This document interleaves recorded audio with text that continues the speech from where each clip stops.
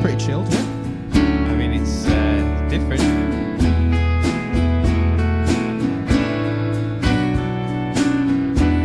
Bit long, the intro. Here he comes. Welcome to Barn Raising, folks. Welcome, folks, to Barn Raising Air. Hear the tales from Phil, Matt, and Ben Fair. In the realm where the Inquisition's Amish raise the roof, clear the doubt, abolish. Strumming tales like a folk rock spree. They'll delve in deep, hearts worn on sleeve.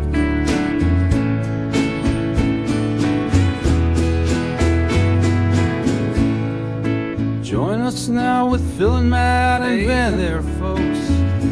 Through the fields of time they'll be your chemist friends, where the truth is sown and thoughts they flourish in our barn raising the Amish. Inquisition's courage. Gather round, let the stories unfold with a beat of the heart and a spirit so bold. Check it out. That was amazing. Yeah. Who did that? AI. Oh, really? Yeah, yeah.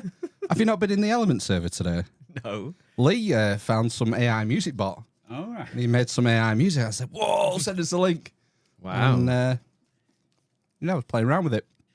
So you made that with the AI, I just typed some words. and it just did that. He made it, yeah. Wow, that's pretty. It was pretty convincing. It's not bad. It's like fidelity's not great.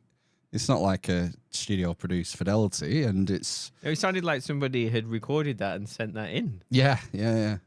And it's hit and miss. Like it spits out a lot of gibberish. I didn't notice. No, well, you had to select. Oh, Like I did like 10, right. and that was the second best one. okay. I've got one for the end, which is a variation. It's got a very whimsical ending, which I thought was fitting for the end.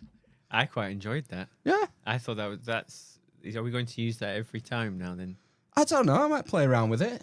Yeah. See what you think at home. Let us know if you like our AI music. Yeah. I genuinely thought we were having to give out another executive producer credit Right, this yeah. evening. No, alas, no. No. So welcome to another Barn Raising. It's Sunday the 28th today, 28th of April.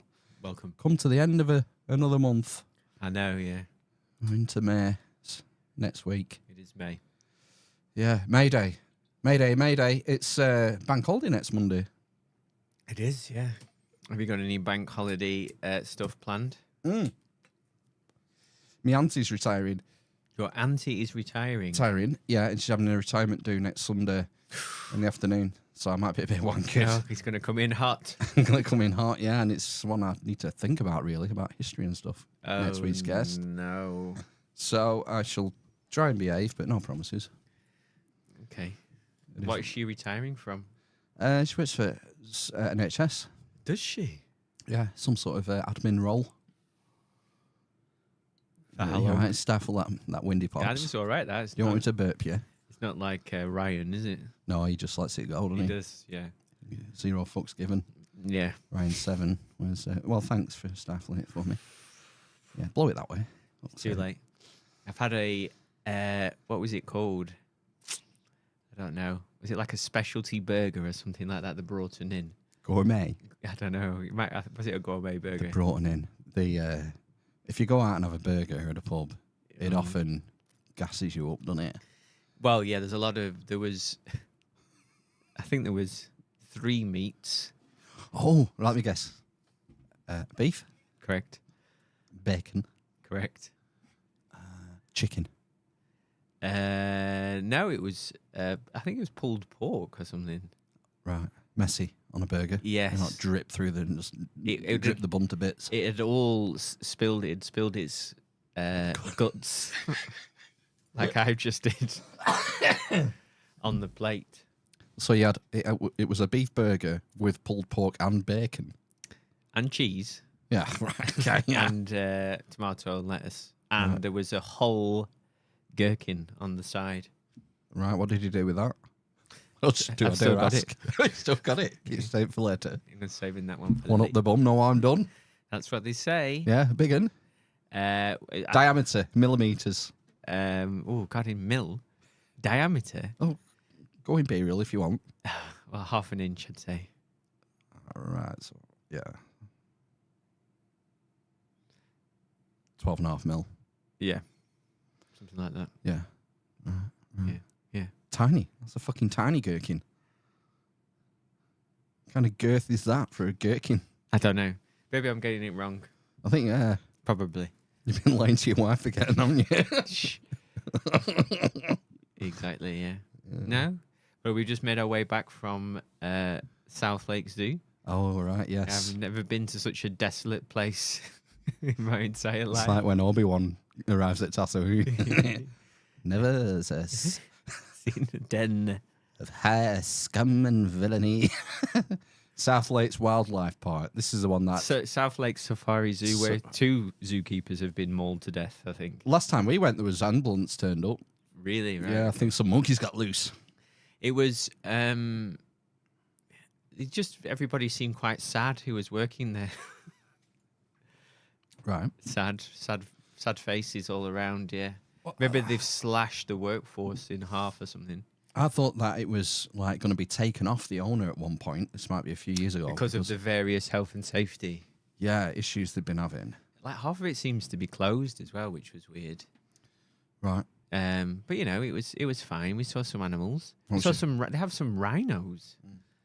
I don't think I've seen rhinos in a zoo. You used to be able to see the lions from Main Road as you were driving to it. It Right. used to be like a roundabout and you could see the lion pit. We didn't see the lions. We don't know where they were. Couldn't find them in the end. We saw a lynx, a Canadian lynx, and a jaguar, and a tiger.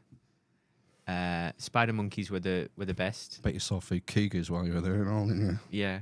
My favourite was the monkey enclosure that smelt like feces, which also housed the cafe.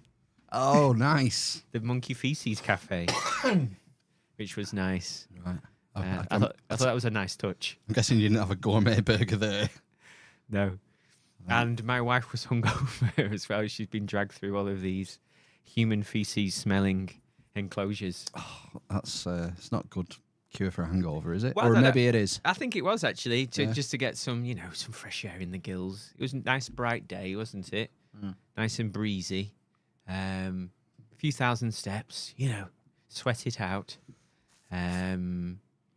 Try and make the children not cry for more than like half an hour. What, That's always good. of boredom? Walking. There's a lot of walking at a safari park, isn't there, usually? Zoo. Well, yeah, there was boredom, and then there's a big park, isn't there, right at the entrance, and that's it. As soon as you saw that, that's it. That's all they wanted to look at. Like a playground, you mean? Yeah, Park. with like a spider net. Yeah.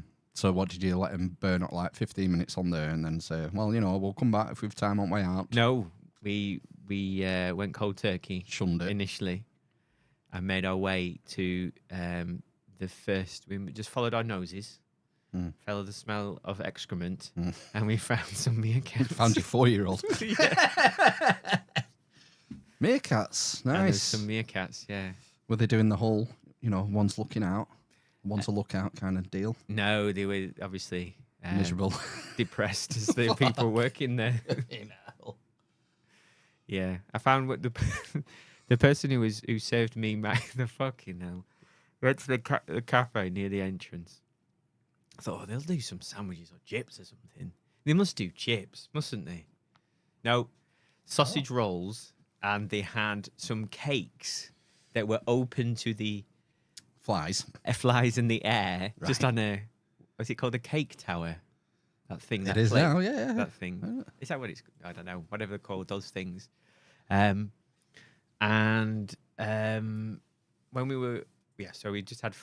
Well, do you want to guess the price of 4 sausage rolls, a cup of tea, and 2 cans of Coke?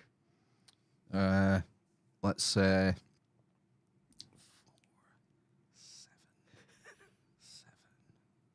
£19. Oh, you're so close. It was about £21 for 4 shit sausage rolls. Full fat Coke though. Right. So Same price, isn't it? Oh, it's sugar no, tax, isn't sugar it? tax, yeah. Fucking wankers. And the tea, oh my god, it's one of those depressing teas that comes out. You know, it's like the water's not boiling, and it just comes out of the machine, and it was UHT milk on the counter. Oh, fuck me. I know. It came out of a machine. Yeah, well, the water did. Oh, I was It going to say, wasn't- like, how many brews do you think that tea bag made Well- before yours? Well, it was left in, thankfully. Yeah. Oh god, and that but like behind her there was like an array of, deep fat fryers. Nothing was on, like for some reason. I don't know why. It was packed as well. Does he? Well, the car park was pretty busy. That's because it was a deal week, weren't it? It was £2 to go. It cost you more for a few shitty sausage rolls than to get in. We spent £57 in there. So 20 quid on food, 37 on two. What did we buy in the end? Teddy's. A teddy, a tiny spider teddy, which was £12. A safari jeep for the younger one. Right. That was, I'm pretty sure that was £16. And my wife wanted an £8.50 Red Panda mug. Fuck me. They're dearer than our mugs in the loot chest. I know, yeah. Do you get your face painted? No, Oh, fucking hell. no, only when the monkey sprayed. I think the highlight was the rhinos taking a piss on their own hay and the children laughing hysterically that they were eating their own pissy hay. Wonderful. And then same piss all the way home in the car. It's good. I bet we've been about 4 or 5 times to that sad wildlife place. Yes. I mean, the other sad thing was the lady who'd served me in the cafe. I found her outside, sat next to the bins on the way out, smoking a rollie. Oh, for fuck's sake. At least sit on a bench. You're serving food next to the fucking bin. Some people. I mean, the best bit was like, there's a bit where, do you remember? It's like fenced off and there's a path and you can feed, like, I don't know if they're emus or ostriches. They might be emus or something. They look the same to me. And you can feed them. And then there was like, I thought they were gophers, but there's something else. A marmot. Right. Which was like a gopher to me. And then they were just all like running around and stuff. And then occasionally someone would say, "Get off the grass!" Because you weren't allowed to go on the grass. Wow. Yeah. Killjoys. Exactly, yeah. But you know, it was okay for £2 and an hour and 15 drive. Yeah, each it's way. I think it's near Barrow in Furness, isn't it? Yeah, you have to go up and then left. Yeah. Yeah. So it's about 100 miles, I think, from here, 110 miles. Is it that far? Yeah. Because Wow. I was going to say before, me and Rocky, when I was one of my last employers, I won't say which employer. It was Mrs. Jones, wasn't it?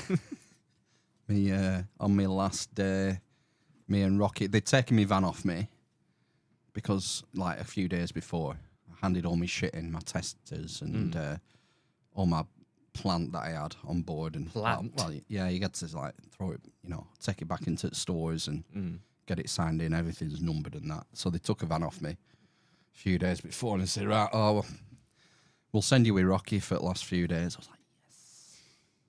Because we were always had a laugh.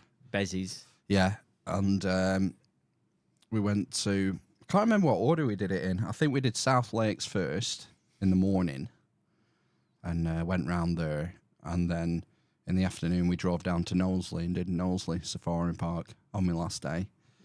And the monkeys ripped the wipers off, ripped the wiper blades off. Fuck. And we were panicking about the ladders as well because we had ladders on roof with these like clamps that you use. They weren't locked or anything. I'm like, fuck, shouldn't have come on here. Yeah. Shouldn't have come on here. And so we nipped to Alfred's, got some new wiper blades, booked them out. Yeah. And that was my last day. It's good. What were you supposed to be doing on your last day? I don't know. I don't think they expect you to do it out on your last day, do they? Wiring a hospital. Yeah, probably something like that. Yeah. bank. It's probably a bank. We used to do a lot of work in banks. Well, fucking ball ache that was. Well, signing in, and it used to depend on the bank manager and the Right. staff. Some of them were more chilled than others. But yeah, I used to go into safes and stuff in banks. You know, you get a job, change a light in the safe, and you'd have to go around and staff. What was would the come safe like? Big room light. But they were all different. It depended on size at branch. Did they have a big door on it like in the movies? Yeah, It had a real. yeah, big steel door on it. Yeah, yeah. Wow. And some of them would be like a room about this big, or slightly bigger, and Was it stuffed full of just locked lined. deposit boxes? Yeah, just shit money everywhere. Was there real stacks of cash? I'd imagine so. I think they were in like boxes, from what I can remember. I don't think you'd see it. If you went to, there was a place in Stockport called, fucking hell, was it called the Coin Exchange, or the Coin Store, or something? The Cash Store, something like that. But that was where they kept a lot of the cash. Who did? The cash people. Hong Kong, Shanghai Oh right. Banking Corporation. Was it for them that you did a lot of? Yeah, they had a contract with them, maintenance contract with them. Well, they've got rid of all the branches now. The big NatWest in town's not there anymore. Is there no NatWest branch in I don't Preston know. Town Centre anymore? I'd have to ask the missus. She's with them. I went in again. Fuck me. Went into Preston Town Centre on yeah. Saturday afternoon, and I have Get stabbed. I've just not. It's just so like the fucking people just crawling about there. Spy zombies. Yeah, it's mad. It is mad how. Has it always been that bad? No. Or we just didn't notice it. I don't think so. Not in the day. No, I mean there was like the what would you call them? Vagabonds on Fishergate. There's like one every 10 meters or so either side, like begging with the cups and stuff Yeah. all the way up, and then just like gangs of zombies walking around. There was a woman who looked like she was kind of well turned out, but her shoes were filthy, and that was a giveaway. They're like covered in some kind of sauce, like ketchup or like curry sauce or something. And she had a bottle of red wine. This was like 11:30 in the morning. Bottle of red wine, and she was packing like a scruffy looking suitcase, muttering "cunt" under her breath. Fucking cunt, fucking cunt, like that. Like, come on, let's go round. The lady at the entrance to like St. George's shopping centre, but it was just like people like that all the way up. So I don't know if they've all been kicked out of. There was that famous. I don't know if it's there anymore. Not famous, but infamous. Was it under the Baptist church on outside the end? Is it Loon Street? Is it called that Baptist church? Something like that. Maybe. Or a Methodist church, I don't know. In its basement, they had like places where like homeless people, you could stay overnight. You get like a room, not a bed. Shelter. Yeah, kind of like a homeless shelter, I suppose. Yeah, but it's like a room with a bed in it, I think, and like shared toilets or whatever. So I'm just wondering if they've all been booted out of there or something at like 11 o'clock or something, and just timed it wrong. Could be. But there was just loads of people like that. All the shops are closed. God, I sound like my mum reading the Daily Mail. It's true. Yeah, NatWest is massive as well, isn't it? That building. BHS. All they could find was an illegal snail farm in there. That's the only thing that could make any sense in that building. Yeah. All my bank's shut all its branches pretty much, other than that big one in town. But it's just a pain in the dick to get to. You can't park. Although there is somewhere I know. I found a place just down near railway station where you can park for free all day if you get in. There's a road, isn't there? Yeah, not as far as Grafton Street, but it's round there. I can't remember where it is, but it's like is it Hartington Road? if you come out of there and turn left or right, it's Mm. just across the road. I used to park there when I was going to Liverpool occasionally on the train. Yeah. I'd slip it in.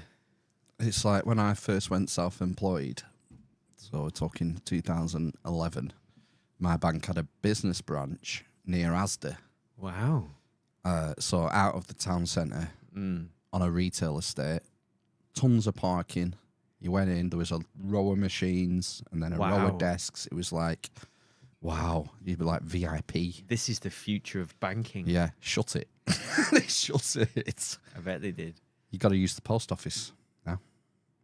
So if I get a check, Mm. I have to go to the post office, ask for a HSBC envelope, fill the And it gets front sent out. to Hong Kong. It gets sent to Hong Kong, and then it cost me £1.10 to pay the fucking check in.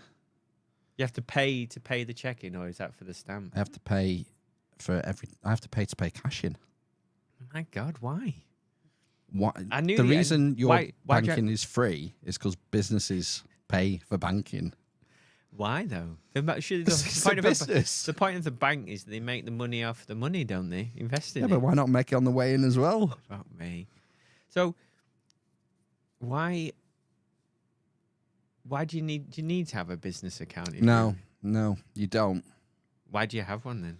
Because it's just easier when I come to do my books. When you come to do your bookkeeping, Why don't you just open a separate account? a separate personal account. Yeah, you could do that. You just didn't think that. You just wanted. You just saw that So Billy that branch. Billy Big Bollocks branch, and, Oh, and yeah, now they've okay. got you. Like this, yeah.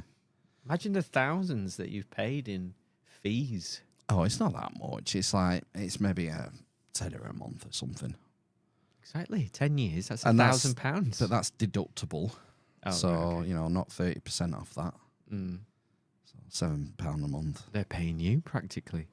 Fuck yeah, I wish. Yeah. It's like, you think with the amount of money they've made off the Mexican cartels and cleaning drug money, they wouldn't have to charge me. would they? Allegedly. Guilty. Got fined. Fined for it. Which one? HSBC. Allegedly. All the big banks, they've all been, it's like the LIBOR thing, I can't remember. like these 10 things. years ago, rigging the international interest rates. Oh, that thing. Yeah. Well, God, yeah. You know. We all know it goes on, don't we? Yeah, the banking cartels. Mm. The root of all evil in some respects. They are the root of all evil. Wow. What's the thing? The root of evil? I don't know. The love of money. The love of money is the root of all evil. Is it? Apparently, I don't know where that's from. It's a famous quote, isn't it? Probably Voltaire. He comes up with most of them. Does he? Yeah, comparison is the thief of joy. It's one of my favourites. Right. Good one to keep in your head, that. If you have tendencies for, envy or grass is greener or, that sort of thinking. It's a good little thing. Comparison is the thief of joy. Mm. It's like, it really doesn't matter. If you like, you see, like, you're meeting one of the other parents or something, they've got a brand new BMW or something, you think, fucking hell, I wish I had a BMW like that. A Skoda Octavia. Yes, estate. Fucking hell. Van died again this week. Oh, Phil. Yeah, It's time, isn't it? I've been looking. Oh, what you got? He told me in February it was dying, the mechanic. But then he tells you don't buy a new one. Yeah, don't get a new does, diesel. does he want you to buy like a 20-year-old Bedford? Would he not go bust by then? Where did Bedford go bust? Oh, I don't know. What about an LDV? Too big. Right. We don't do little things. I'm looking for ideally a petrol, but they're like rocking horse shit. Mm. Some sort of ex-fleet.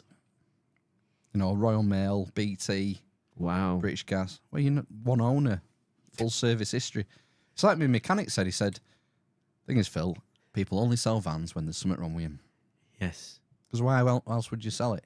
You've got Yeah. a perfectly good van Mhm. that gets you from A to B. People flog them second hand when there's Well, you something want going wrong with you them. want someone who's died, then, don't you? Either someone who's carked it Yeah.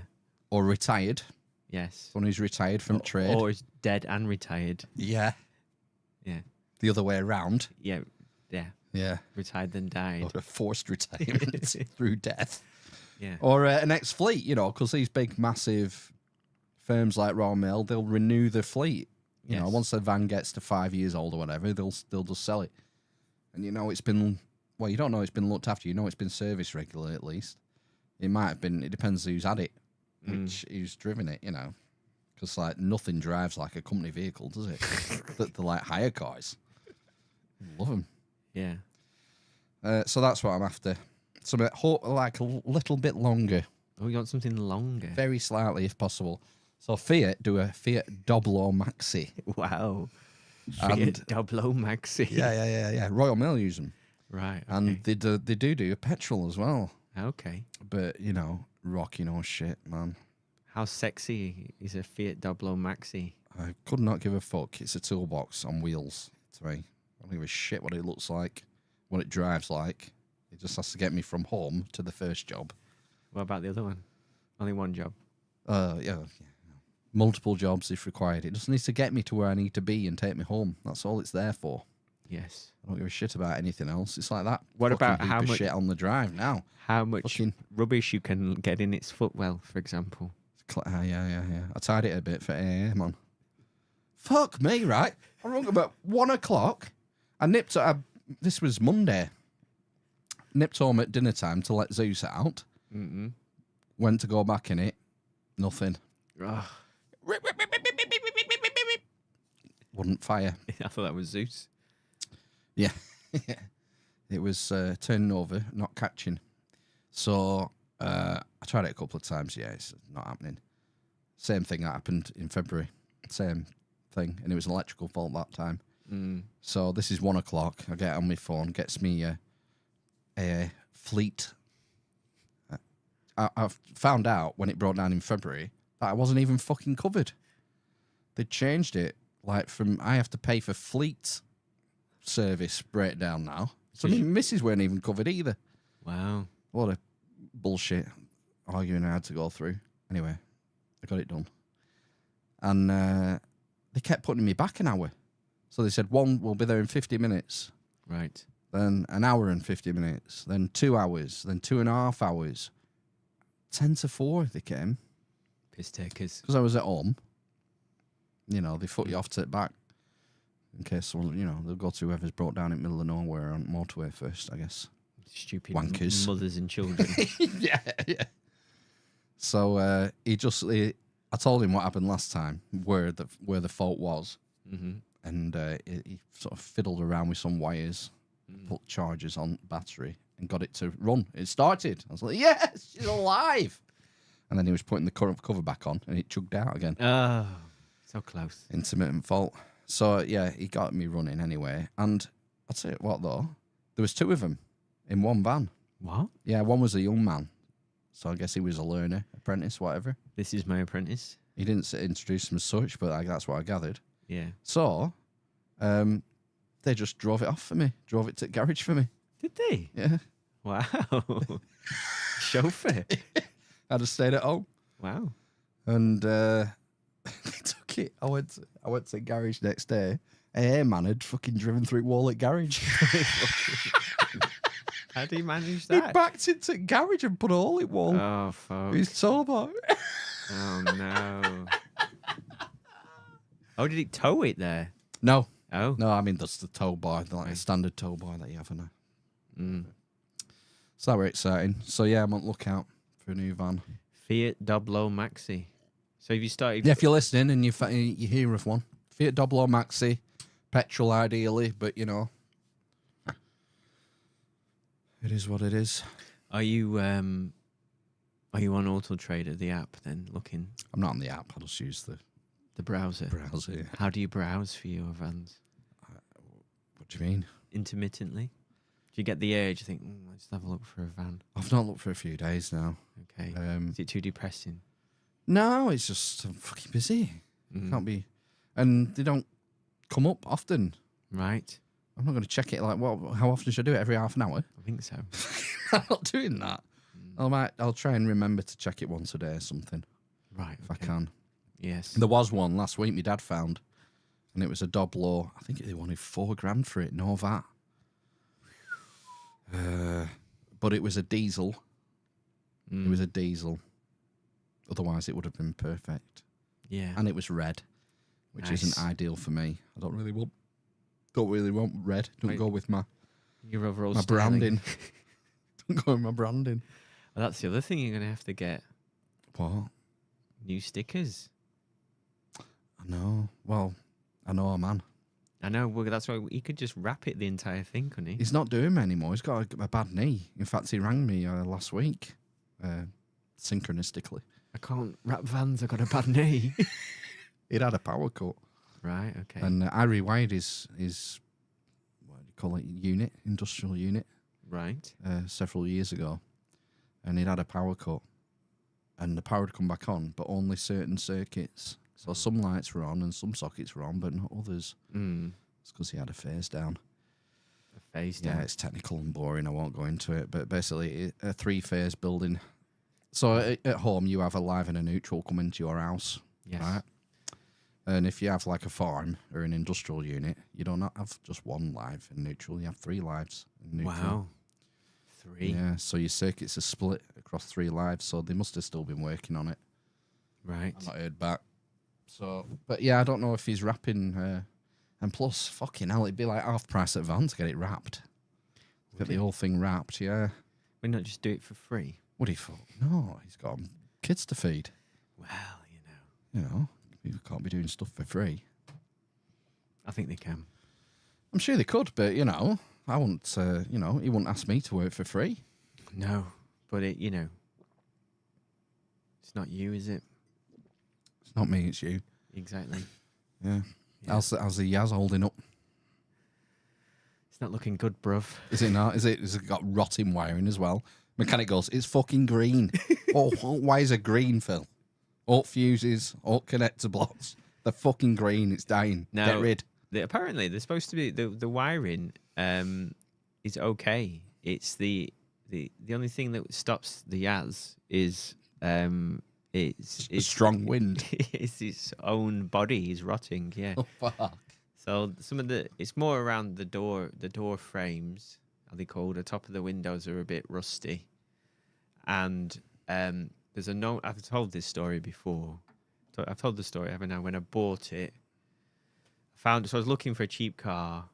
Talked to a mechanic who's kind of a friend, and he said, "Get something small and Japanese, Honda Jazz." Nissan Cubistar. Yes, or a Nissan. What are they called? Yeah. Leaf Micra. or something. Micra, yeah. One of those type of jobbies. Right, okay, so I'll get that. Honda Jazz comes up. 950 quid. Fucking hell, I'm on that one. Went to go and look at it. It's fine. It's got a flat tire. That's absolutely fine. We can just pump that up. Took it out for a test drive. Come home. Obviously, before all of this, I've looked, common faults, Honda Jazz, nothing. The solid little cars, perfect engines. Yeah, nothing. Run through a brick wall for 1,000 years. So yeah, come home. Oh, that back seat's a bit wet. Why is the back seat wet? I was thinking, like, is there a roof leaking or something? What the fuck's this? Anyway, I couldn't figure it out. And then, it's supposed to come with like a spare wheel. Look, open up the boot, look up the flap thing, and it has the spare wheels in that sunken thing. That was full to the brim. So when it had been driven down the motorway, it had been overflowing onto the back seat, all this water. So anyway, I went home, went back inside, got the phone, said, back seat wet, Honda Jazz, common fault. So the sills in the roof, apparently they used some kind of faulty sealant when they weld it together, and the sealant cracked. And what happens is all the water, when it rains, obviously, it goes in through the cracks, down the pillars, are they called? The rear pillars. So inside of the metal, and then it leaks into the the spare wheel well, basically, and gradually fills up. So I have to, every sort of 3 months, 3 to 6 months, I have to bail out the spare wheel well. So that car must have been sat in torrential rain for 6 months to get full like that, basically. Or actually, sorry, when I was driving it to Warrington, if it was like lashing it down, when with the vibrations, I assume, from going down the motorway at 70 miles an hour, I think more water must have come in because it was like, you know, vibrating and opening up the cracks and stuff. Yeah. So I thought, right, I'll fix this. Oh no. So I rang up Honda and I said, I'm just after a particular type of sealant. I know it's a common fault on a 04 or a 54 Honda Jazz. And he went, yeah. And I went, what's it called? And he went, are you going to buy it? And I went, yeah. And he went, well, if you give me your card details, you can buy it from us, can't you? Or something like that. Fuck off. And he wouldn't give me what it was called, basically, what this special sealant. So I ended up, I think it was like 20 quid for, you know, one of the standard things.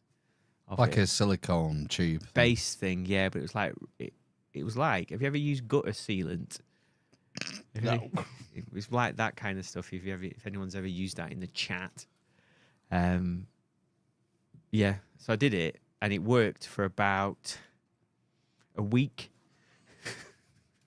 And then it's just leaked ever since, basically. So I've had that car since January 2017. So it's had 7 years of life. For 900 quid. Yeah, exactly. Yeah, that's the thing. So that's what, yeah. I could have got like something new, couldn't I, for 200 or 300 quid. Or it'd be like 300 quid a month, wouldn't it? Over the same period. Doesn't bear to think about. It doesn't. It's burning money away, man. Yeah. On these lease deals. Yeah. And it is awful, and it smells because it's always damp. Yeah. But it's been good, you know. It's actually got, or it had, the largest loading bay of the Super Mini range. Right. Because it has a unique feature of how the back seats fold down. They're like little picnic chairs, and they fold flat. And the fuel tank is at the front, apparently, under the, kind of in front of the driver's seat and the passenger seat there. So there's all that space in the rear to fill up with water, basically. Well, I'll let you know if my mum and dad are selling the Fiesta. No, I need to get an estate. I've told you it's happening. Oh, right. I'm gonna finish the house, and then You've already got one big car, haven't you? Yeah, but it doesn't have a big boot. Oh, right. This is a saloon. It's a saloon, yeah. Boot. That's the Saloons are just not very practical. No, so I'll buy an estate. Yeah. Like a Golf estate or a Passat estate or a Skoda Octavia. Yeah. Estate. And it'll be our family wagon. Yeah. For razzing up and down the country in, basically. It's what you need, especially if you holiday over here. Well, yes. And you've got a lot of shit to take with you. Yeah. Got the kids. Oh, you got to take them, I suppose, haven't you? Yeah. Either that or I might get one of those sports utility vehicles. They've got even bigger boots. What even is that? I don't know. It's a sports utility vehicle. I don't know. Like a thingy has. Isn't that what Ben's got? A Tiguan. The thing is, they're not as big. I don't think they're as big in the back. It's like I remember us looking at Qashqais, and they look quite big. And then you open the back and you think, "Fucking hell, there's no room in here for shit." Yeah, your car's quite big though, isn't Massive. it? Yeah. Massive. It's 7-seater. Yes. 7-seater if you want it to be, with a boot. Do you ever use the 7-seat function? We've used it once or twice for taxiing. Right. Taxiing people. And that's it. Yeah, yeah. Never use it really because Don't need to. don't need to. No. Mm. But yeah, it's like fucking hell. It's great when you go on holiday because you can just fill that fucker. We take everything. We take Hoover. Take Hoover on holiday with us. No, you don't. Dude, You fucking. take the handheld. You take a little. It's Hoover. easier to clean up when you're gone. Caravan. I'm talking caravan holidays here. Do you have to hoover the caravan before you go? You're meant to clean before you go, right? No. Yeah. I just leave a pile of dirty laundry Oh, in the fuck me. in the No, bathroom. you're supposed to clean it. Oh yeah. Well, that's how I've always thought. Leave it as you find it, sort of thing. Wow. Would you do that in a hotel then? Would you No, fuck that. What's the Fuck difference that. between a hotel and a caravan then? I think it says in the terms like that you're meant to leave it as you find it. Right. Well, You're not meant to leave it shit up. well, it's not shit up. I'm not like had a dirty protest in there. But we definitely didn't hoover. Yeah, oh yeah, yeah. We used to clean up when you check it out. I think we might have swept up maybe and done all. I remember you had to do all the washing and put the crockery back. I think we did that. Oh fuck me, yeah. Yo, you didn't leave him a lot of dirty washing up. Fuck me, what a guy. And dirty nappies and stuff. Yeah. Yeah. We take the kitchen sink on holiday Right. Okay. because we can. It's got Yes. the room. Yes. Boogie boards, diving suits, everything. Take everything. Yeah. So except the dog. Gimp suit. Gimp suit is never far from me. Yeah. So you're just checking the chat out. Yeah. Just What's a seeing. Dodge Durango, Helen? Sounds expensive. And it's American as well, so you won't be able to go around corners, will it? As is the famous thing with American cars. Is it? A look sprightly nice, though. 1982 Mini. I would. I'd consider a small Mini. I saw a nice, really like one. Someone had done one up, and it was like a mini. Are they called Countryman? It was like bright green. Or Clubman? Is it Clubman? Isn't that the? I don't know. I don't know. No, not Countryman's the new big one, isn't it? Right. Um. They do an estate. Yeah. Mini estate, I think. No, it's an old one though. Right. That was the thing. Yeah, I don't know. I think it's a Clubman, isn't it? I don't know. My mum's auntie used to have one of the originals. Yes. Like probably similar age to that, an 82. White. Nice. I think it's brown leather interior. Nice. Yeah. Incredible machine. Tiny. You can pick it up and just pick it up and put it in a space. You don't have to park it. No. They're that small. Joking, obviously. But that's the thing, isn't it? Everything's getting big. Things are getting big. There was a Range Rover that went past us on the motorway today, and it was massive. It was like the size of a house. Really? It was A huge. new one? I thought they'd Yeah. shrunk Range Rovers compared to the old ones. No, it seemed massive to me, this one. Right. Me and my wife agreed. I said, look at the size of that Range Rover. It's massive. And she went, yeah, it is. They've got a bad They've got in rep. bigger cars, aren't they? They've Oh, got a yes, bad they rep. are. Bad rep, the new Range Rovers. For being turds. I don't know, I've never owned one. I think that's a Land Rover thing, isn't it? Apparently, they're supposed to be awful in terms of reliability. And they're very cheap, so you can get a really nice Disco. Or what's the little one called? Is it called a Disco? Discovery? Is it a Disco? No, it's smaller than that. Right. Come on, chat people. But you can get them cheap as well. Relatively cheap because nobody wants them, apparently, just because they're so unreliable. As well. And Jags. They're cheap as well. Well, relatively cheap. I was looking at was it a 74? I think it was a 1974 Aston Martin Vantage When? last night. Okay. How much was that one? Because me and the kids, we had, me and the kids watched Johnny English 2. The missus was out on an all day yesterday. Again? Yeah. Fuck, a leaving do from her old employer. Again? Yeah. How many leaving dues for her old employer is she going to go on? I know. She's been left like 3 months. You Um, just don't go to them, do you? I'd be smelling a rat here. This is too coincidental for my liking. What's going on? Yeah, it's another. Where are you going out again?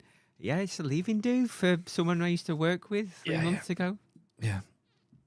So, John English 2 we were watching, and Rowan Atkinson's a big car nut, isn't he? He is. Do Yes. you remember him having a McLaren F1? I think. And he trashed it, didn't he? Wrote it off. Yeah. Obviously. And so he needs an old school car for this mission, and he finds this bright red Aston Martin Vantage. Mm. And I found the model. I thought, oh, I wonder how much one of them is. Mm-hmm. I found one that was about the same age. It was just shy of $500,000. Is that all? That all? Yeah, it's cheap, isn't it? You get a 20 year. There was a 20-odd-year-old Vantage there. Maybe a 2004 for I think 25 grand. Yeah. 25 grand. Yes. Get one of those then. What, for work? Electricians here. chucking 50s. Exactly. Yeah. Why not? Just smash the rear windscreen. You can have your ladders hanging out the back. No. Put a roof rack on Oh it. yeah. That would be fine. Yeah.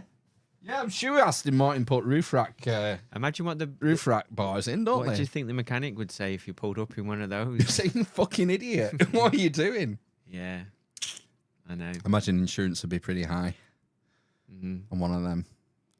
Yeah, I imagine so. If money was no object, it'd be nice to just have a toy, wouldn't it? I don't know. Yeah. I'd soon get bored, I think. What about the cheap Hilux thing? Hilux, what's Hilux? Like a Toyota? No, was it a Toyota? Those Oh, little... pickup Yeah. truck. I was looking at pickup trucks, Mhm. but not big enough in the back. No room in the back. You'd have to roof rack Yeah. for ladders, and then we're in Lancashire. It fucking rains all the time. You can't be dragging wet steps into someone's house, can you? No. You're just going to wet the carpet, Exactly. Yeah. you know. So otherwise, yeah, I'd quite enjoy a pickup truck. I think it'd be good fun. Yes. But yeah, not practical for my needs. I just want a box. A What if box with wheels. What if you got telescopic step ladders? You can get telescopic ladders that you lean against something, but I not think- telescopic step I'm ladders. sure I I've think. seen hinged telescopic ladders. I'm sure I've seen that. Fuck. You're turning my head now. Exactly. I'm going to have a proper Mujahideen 1980s Toyota Hilux. Hilux machine gun on roof. Yeah, a mounted 60 cal, whatever it's called, Yeah. on the back. Yeah, then the source fuse them, aren't they, old terrorists? Yeah, I thought that's what you've been training for. When you go to Haven. Heaven. Yeah. 40 virgins. Yeah, exactly. Yeah, Haven holidays. Mm. We're going to Scotland one this year. Wow. Going north of the border. There was some Scottish people at South Lake Zoo. Was there some Scottish people? There was quite a few people. With the, how do you know, with the ginger? No, because they had funny accents. Oh, right. What does it sound like? Okay, they knew. Like that. Is that what they said to you? Yeah, and there was a few of them that looked like corpses. They were so white. Like train spotting? Yeah, some people. There was some very ill-looking people with, Yeah. you know, Hey, kids, look. Scottish. look how ill they look. No, So, right. yeah, just You pointed them out, I take it, to kids. no, because they were terrifying. They would look like zombies, didn't they? So, Really? Yeah. So Gosh. we don't have any Scottish listeners anyway, do we? No, definitely not. So, I'm going to the home of the Scottish zombies in summer. What's that then? Ayr. It's near Ayr. Air. Yeah, it's one of the big ones, one of the biggest havens. It's the biggest heavens in the UK. Well, we've done like a couple in Yorkshire, which are quite big. Yes. You've been to one. Filey. Farley, yeah, we've done both of the ones at Farley. We Blue did, Dolphin is the other one, isn't it? Up the road. yeah, been there once, I think. Mm. There's a big one in Wales, Fanimore, Fanny Moore. which we've done twice. It's got flumes though, Right. which is a big plus for me. Flumes. Flumes, you like go up the tower, and then there's 3 flumes into the pool. Oh, right, okay. You know, water flames, tunnels. So there's this one in Scotland which is quite big, Right, okay. a big one. So looking forward to that. Mm. I'll be drinking my weight in Doom Bar over the course of the week. Not what's it called? I was gonna say I've turned your head, haven't I? Oh, coffee stout. Yeah, You tried one, didn't you? I had one yesterday because the new Aldi has opened at Preston Docks. All right. So she went down there and spent £40 on a loaf of bread, a bottle of beer, some cheese, and some ham from Aldi. That can't be right. Yeah, That can't be right. she messed up. She got premium everything, She basically. fucked up. Yeah, she got premium Wiltshire ham, Well, premium ale. these I think have gone up now to $1.89. What did it used to be? 185. When I first found them, I think they were $1.59. Wow. Bargain. They know what they're on to, don't they? Because they sell like hotcakes. There's a couple of times I've been to an Aldi, sold out. Yeah. People know. And it's not just people who listen to this podcast. Do they make it themselves? I don't know. It's specially selected by the master brewers of Aldi. In Germany somewhere. It's German, isn't it? Aldi's German, but that won't be. They don't have to make stout in Germany, do they? No. It'll be British. It's in fact, German beer is the complete opposite, isn't it? It's Weissbier. Yeah, Weissbier and Pilsner. Pilsner. Pilsner. It doesn't really say, does it, who makes it? No, Aldi. Aldi will make it. Look, Global Beer Masters. it says rich, dark, and indulgent with subtle coffee aromas, caramel, and vanilla notes. It is. It has all of those things. Complex yet perfectly smooth. Brewed in the UK in partnership with Hall and Woodhouse. Hall and Woodhouse. Yeah, like Hall and Oates. So Hall I and think Woodhouse. one is enough, though. How many of those do you drink? Very rarely, because I don't shop at Aldi. Oh, you don't, do you? But I've passed twice this week and bought a couple each time. 1,000. So I think I've 4 in the house. Wow. But that's what I mean. I think one is enough because it's so Rich. rich and indulgent. Indulgent. You can't really have more than. Oh, you can. You definitely can. It's a 5.4 as well, isn't it? 5.2. Is it? 5.2, yeah. Okay. Well, maybe after I've had this one, I'll drink that St. Peter's one that I've been. Oh, that's no. been in here for about 6 weeks. He'll be weak as piss, that one. I haven't got the courage to drink it. No. 6.5%. And I'm afraid it's going to be tosh. Yeah. And it's from fucking Booths as well, so it's probably about £8 or something daft. Yes. Gosh, they know how to charge, don't they? Booths. They are nice in there, though, aren't they? It's a pleasant Staff place. are nice, aren't they? It's a pleasant place to shop. Staff at Lidl are good when I go. They seem a bit more on edge, generally speaking. Right. Booths generally have nice ambience when you go into the shop. Right. Some of the Southerners probably don't even know what Booths is. We should explain then. Booths is like Waitrose, but on steroids. Isn't it? On spice. Yeah. And they tend to have architecturally significant structures as well. They have nice buildings. Well, it's like sacred geometry. Maybe.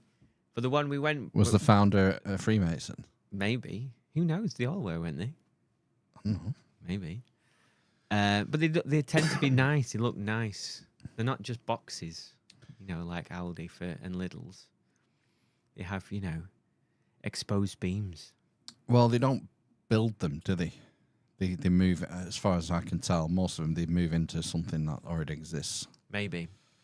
Possibly. Although I think there's one in Lakes, isn't there? Windermere? Keswick? I think it might be Windermere, I don't know. Yeah, but yeah, it's a posh supermarket, isn't it? With posh fucking prices. You're talking £6 for a pepperoni pizza. Yeah, definitely.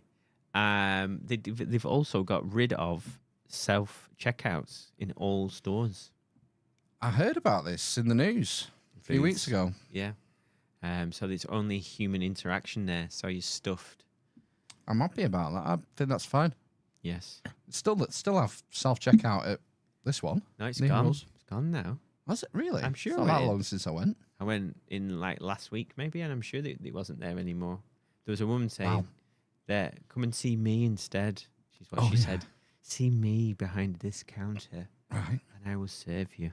Mm. Is what she said. So yeah. Someone posted a story in the Element server. I don't know which supermarket it was, but it was in a city centre or something, and they were scanning people's faces before they went in shop. This is not another one of your fever dreams. No, was it Co-op or something? I don't know. Because it had problems with shoplifting. They were going to start scanning people's faces when they entered, and if you had a rep for shoplifting, they just wouldn't open the door. A rep. Yeah, So like if you were you send known. in. You got to send in your representative. This person here. I'm the representative for Phil. He's a shoplifter. It's like shoplifters have to eat. They have to do the shopping. I know, and you know, I've had some crazy deals of some mad heroin fiends. Screw a minute. We were in a. We went to my wife's hairdressers once. I went to my wife's hairdressers once because she was getting her hair cut. She said, "Oh, you'll be fine. She can cut your hair." And it was on Newell Lane, in Preston, which is, you know, a bit rough. Sketch. You would say, wouldn't you? Yeah. Plenty of salt of the earth types there, and yeah, like basically a load of shoplifters kept coming in and out saying, "Anybody interested in X, Y, and Z?" Basically, in and out, and after she cut my hair, the hairdresser, do you know the thing that they brush you down with? Mm. She went like that and jabbed me in the eye. She gouged my eyes Gouge the eyes. with the thing, and I nearly cried. It was so painful. When was this? Oh, years ago. I was going to say. Years and years ago, and it was a shit haircut as well. It looked Fuck terrible, me. and I thought I was going to die. I thought I was going to be blind. Why did you go to that barber? Just easy, Cheap. cheap. I think she did it for like £1. And I just had to buy like one of these dodgy DVDs. I went to our barber a week and a half or so ago, and there's like one inch chair, and I was waiting, and Aaron's dad came in. Did he? Yeah, so I was chatting to Aaron's dad. Right. Okay. Yeah, and, having a laugh. Yes. I did the old. When she held the mirror up behind my head, I went, "Nah, it's shit that." That got a laugh out of him. Yeah. Classic. Yeah. All right. Oh yeah, because I was going to Sheep Farm. That were it. I went to Sheep Farm last week. We talked about it last week, didn't we? You want to look fresh, didn't you? I wanted to make sure I was trimmed up. Yeah. Yeah. So, did you hear about Mysterious Universe? What is Mysterious Universe? It's a podcast. I've never even Australian podcast. Never heard of it. No. Um, Have they ever been on Joe Rogan? no, Right. Okay. no. They've been on Grimerica. Okay. One of them has. Anyway, when was it? Last Saturday? Last Friday? I was putting the kids to bed, and Mark from my family thinks I'm crazy. Rang me on Telegram. Fucking cancelled it. So I'm putting the kids to bed. He goes, "Whoa, yo, bro, you got shout out on Mysterious Universe, bro." I was like, "All right, nice one." And I got a message from Joe from Legit Bat on Instagram. "Oh, Phil, I just heard you on Mysterious Universe." And I've had a few messages from different people, mainly excited podcasters, because they're very popular. Oh, Really popular. right. Lee from the Big Conspire, he turned me on to them like about a year ago. He mentioned he'd listened to them. Right. Okay. So it's very popular. I think the YouTube has like 30,000 subs, something like that. And they played a little clip of our chat with Bob Osborne when he was talking about his monkey called Wanker. They did an episode on like Cornwall. All Oh, the right. weird Okay. shit going on with Cornwall. And the what? So, Yeah. somehow And they they found. didn't pick up the sex on the rock on the impregnation of the demon or something they was talking about. Bob's a legend. He went everywhere in that chat. We've had him twice. Yeah, I know. Yeah, so they only played a little clip. But yeah, it was nice. Right, okay. Nice bit of... I don't know how they found us. Maybe just looking for Cornwallian I have no idea. don't know. info. Yeah. One of the hosts was saying, Ben it was, he was trying to get hold of Bob's book. Right. But, unavailable. Yeah. It was a limited edition print of 666, of which I have a signed hardback, yeah. Yeah, exactly. Yeah. Are you going to scan it and send it to them then? No. No. I'll send them an email saying thanks, Thanks for the shout out. for mentioning us, playing the clip. Mm. So, yeah, whatever. Did they reply? Not an email, not unless it's gone in spam and I haven't seen it. Right. But I think I left I found the video that they put out and I left a comment saying thanks for playing the clip, and they replied to that. It's probably some bot.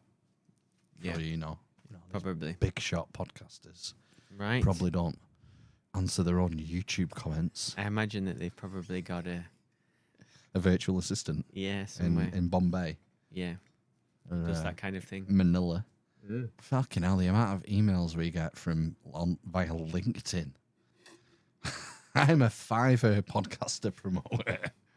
Shit, a break. It's every week. Yeah, a lot from Bangladesh, isn't there? Doing that It's kind not, of thing. Yeah, if it's not iTunes promotion experts from Manila, it's ball shaving companies. Yeah, they've had the shout out, didn't they, for free Yeah, this time. I think we talk about them a lot, don't we, actually? never again. Never say that name again. No. It's a value for value podcast. Yeah, we don't do any housekeeping, do we, on the barn raising? No, we can do, though, if you like. I don't think it's necessary. I think we should. I mean, we could just ask people to toss a coin and support us with a donation. Yeah. If only there was some sort of AI that could create a jingle for such a circumstance. If only. Yeah, hold on. Let's go for this one. I've got a couple. If you're rocking with us as we spill and opine, toss a coin to your podcasters in line. We thrash, we rant with all our might, pouring passion into every metal night.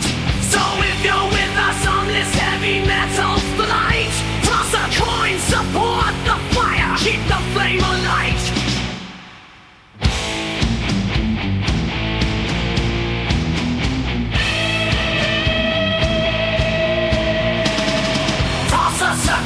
Yeah, you know it's time.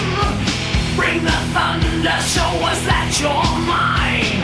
Donate to the podcast grind. Value for value, don't you fall behind. Do you get value? Yeah, feel that spike. Then show us with the coin you like.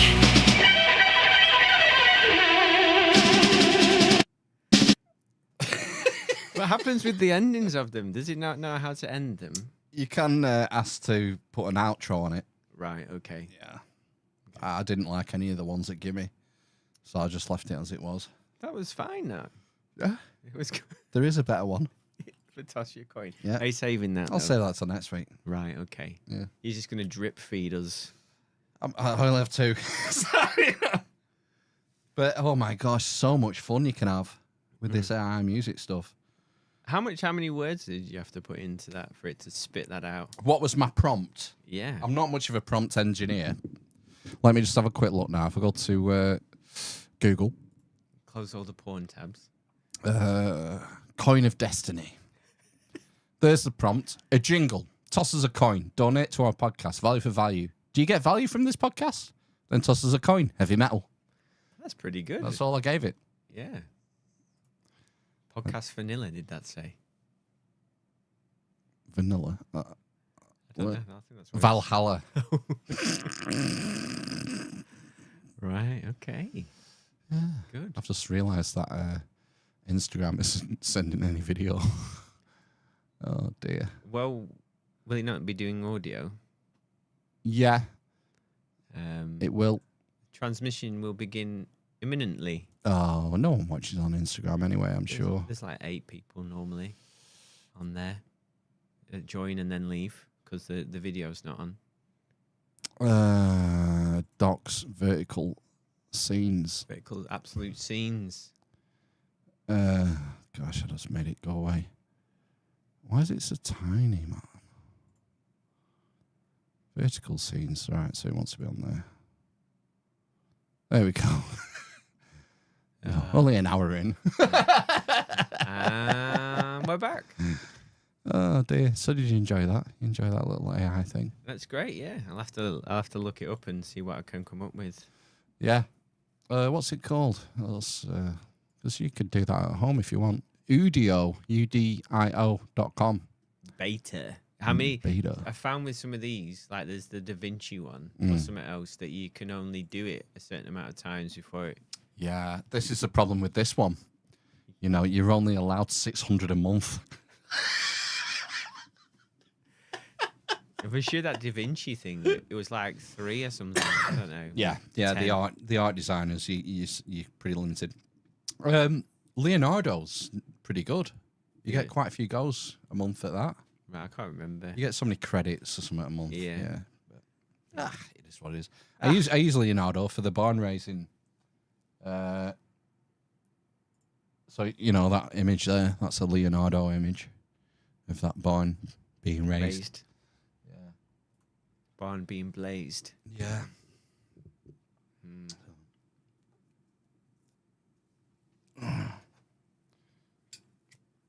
You brought back the biology of belief last week, Bruce Lipton. Yeah. You not like it? I think it was all right or not? I thought it was a bit. I don't know. Maybe it's because I've heard the things in it, but I don't. And it took me ages to read for some reason because I've been busy. But I didn't find it. It didn't blow my hair back. Maybe I don't know. Do you think it's a bit dated? Maybe I don't know. It's quite an old book. I suppose it's like, I guess when he wrote that 20 years ago, maybe there was a lot more determinism around genes and stuff versus what he's kind of saying in terms of them being switched on and off. That's the thing that I've heard in the news, real news sources like the BBC for, 10, 15 years or something, that they can be turned on and off. And I suppose that's what he's kind of saying. But like all the placebo studies, which I mentioned before, I've heard a lot of those before, as well, and the nocebos as well, And the Stanley Milgram and whatnot. Yeah, I'm reading. There's a very famous book by someone called Carl Rogers, which is called "On Becoming a Person." He's the guy who's behind, what's it called? Positive, not reinforcement. Not universal. It's where when you're in therapy, you have to give positive reinforcement. Universal positive regard. Regard, that's the one, yeah. He's behind that, isn't he? Yeah, but I think it's not really spoken about that term yet, but I'm only like 70 pages into it. But it was quite interesting. His thing is about you've just got to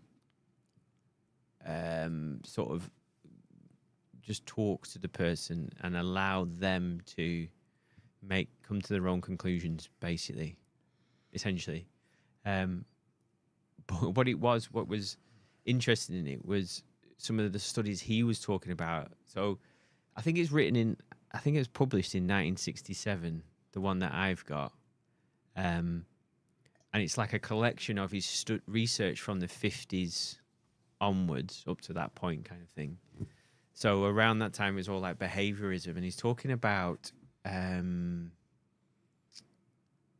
behavioral psychologists.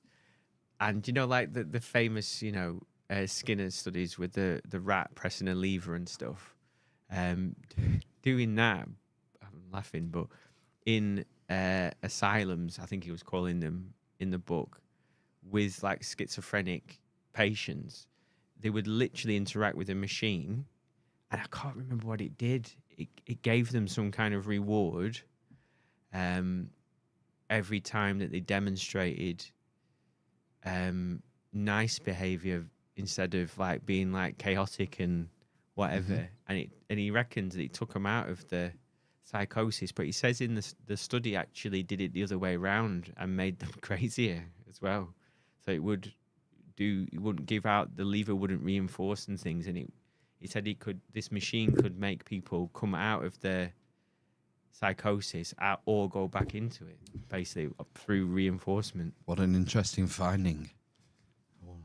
You wouldn't want a finding like that to land in the hands of malevolent people or governments. It was more that I suppose they were using. It wasn't like, you know, a bot. It was literally, by the sounds of it, like a one-armed bandit kind of thing, and it would do something, give a treat or whatever. I can't remember it, especially what it was, but it would reinforce behavior, and it was how they were doing that. So there was another one where they were talking about when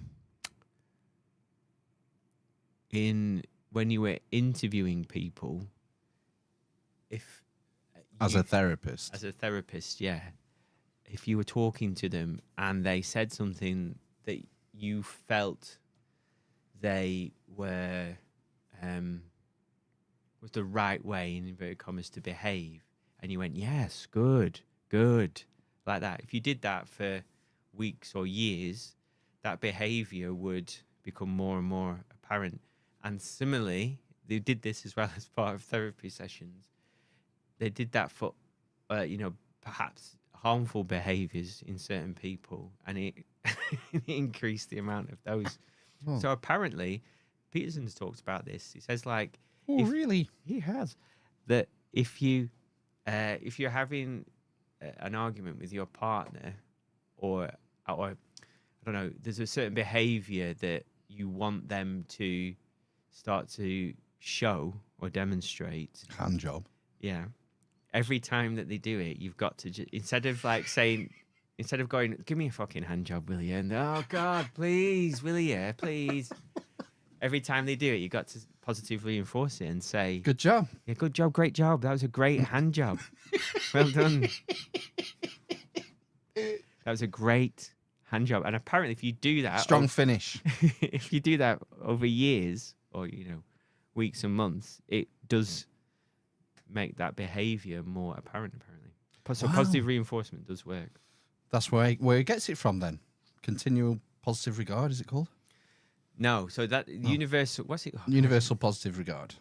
Is that what it is? I think so. That's his famous one, isn't it? It sounds similar. It's like his thing is like, you don't say in a therapy session with someone so his is person-centered counseling, I suppose he calls it, or that's what it's called. You don't make any kind of judgment, basically.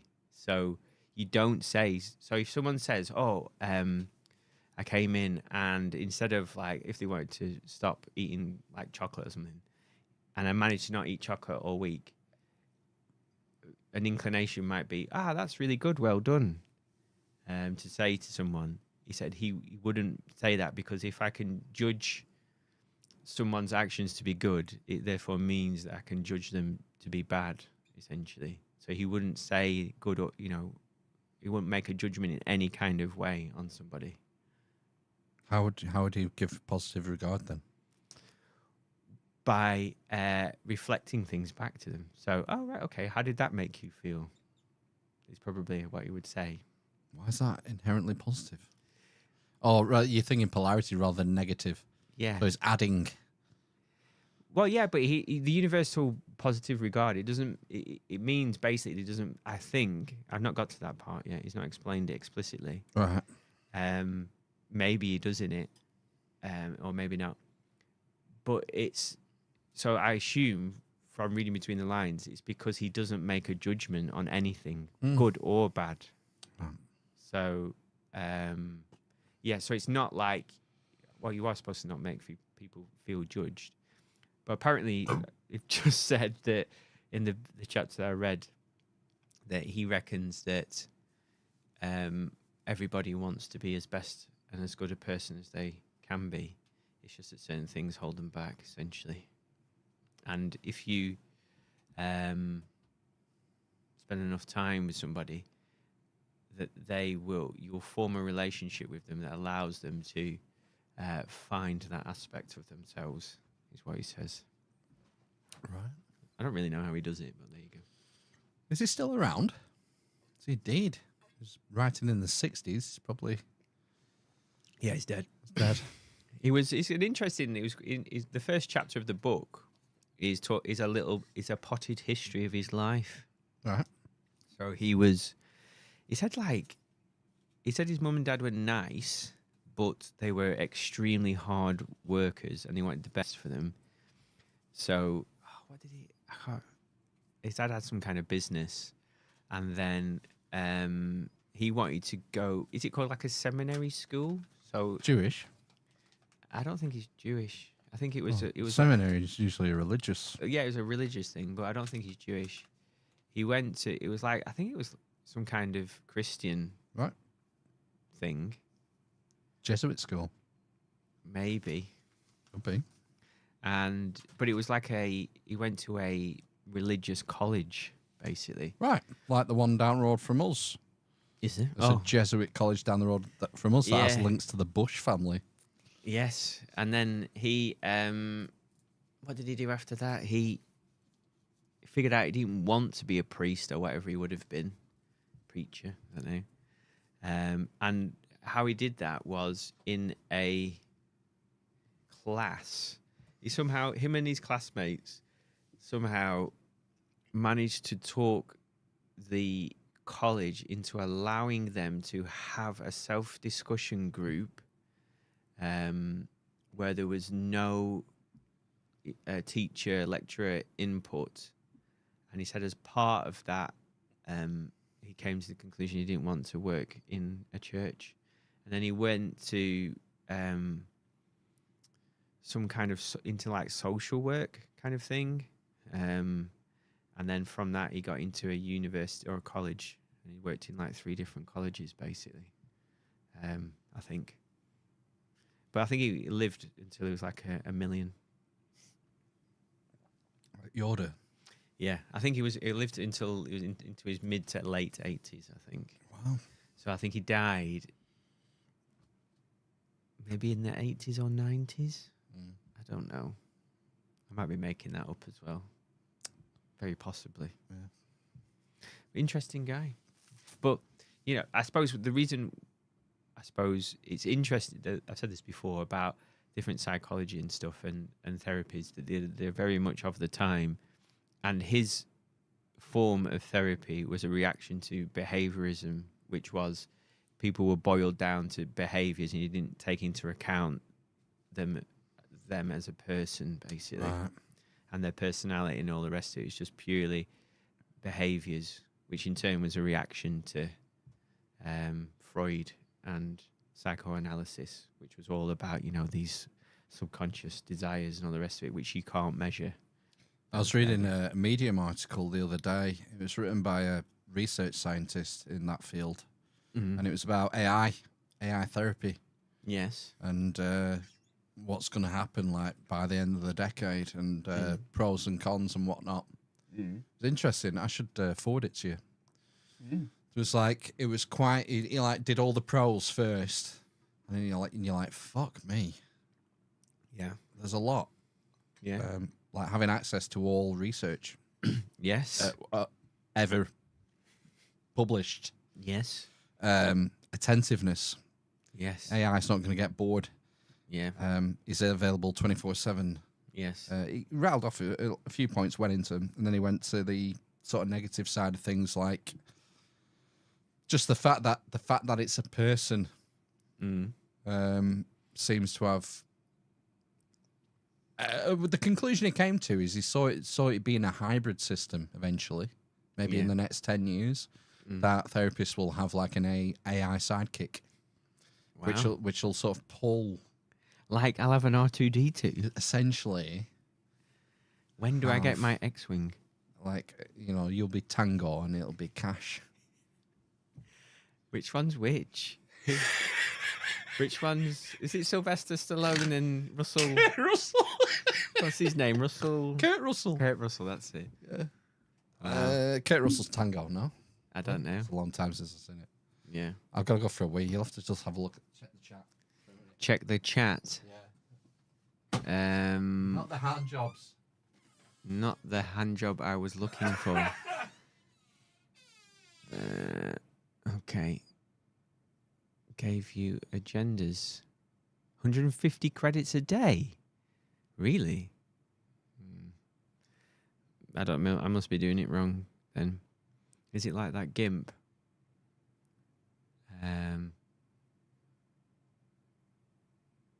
Oh, he has, hasn't he? He has been waiting a lifetime to press that button.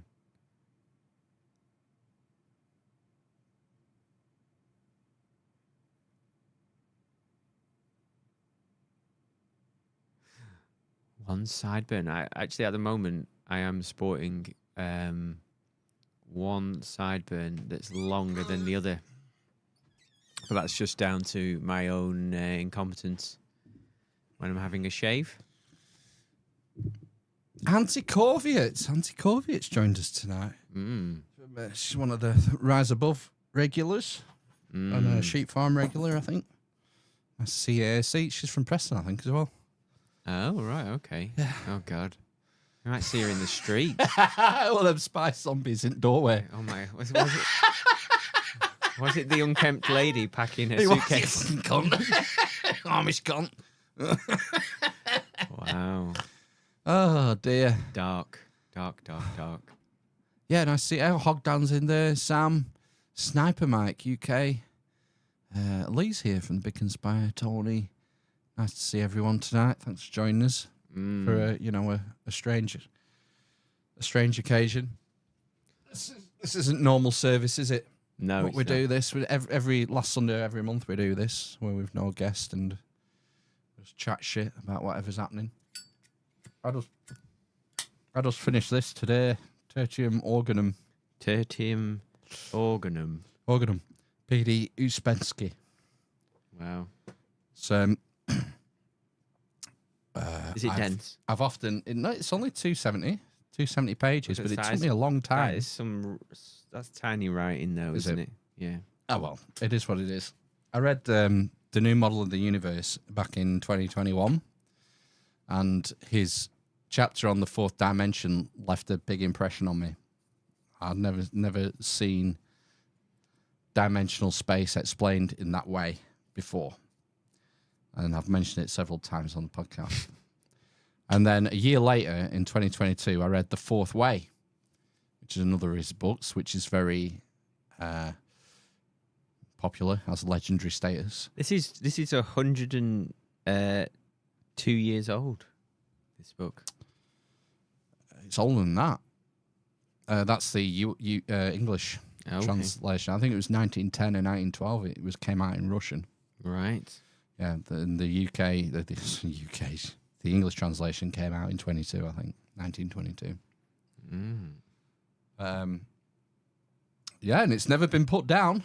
No one's took it on. His philosophy, it's not been proved wrong. Right. Okay. It's just been ignored. Wow. No challenges come forth. No. Yeah, so in 2022, I read The Fourth Way. I fucking hated it. It was drudgery. Was it? Yeah, it was 450, 500 pages. It was repetitive. There was flashes of like genius in it, but a lot of repetition and stuff in between, and it kind of put me off him.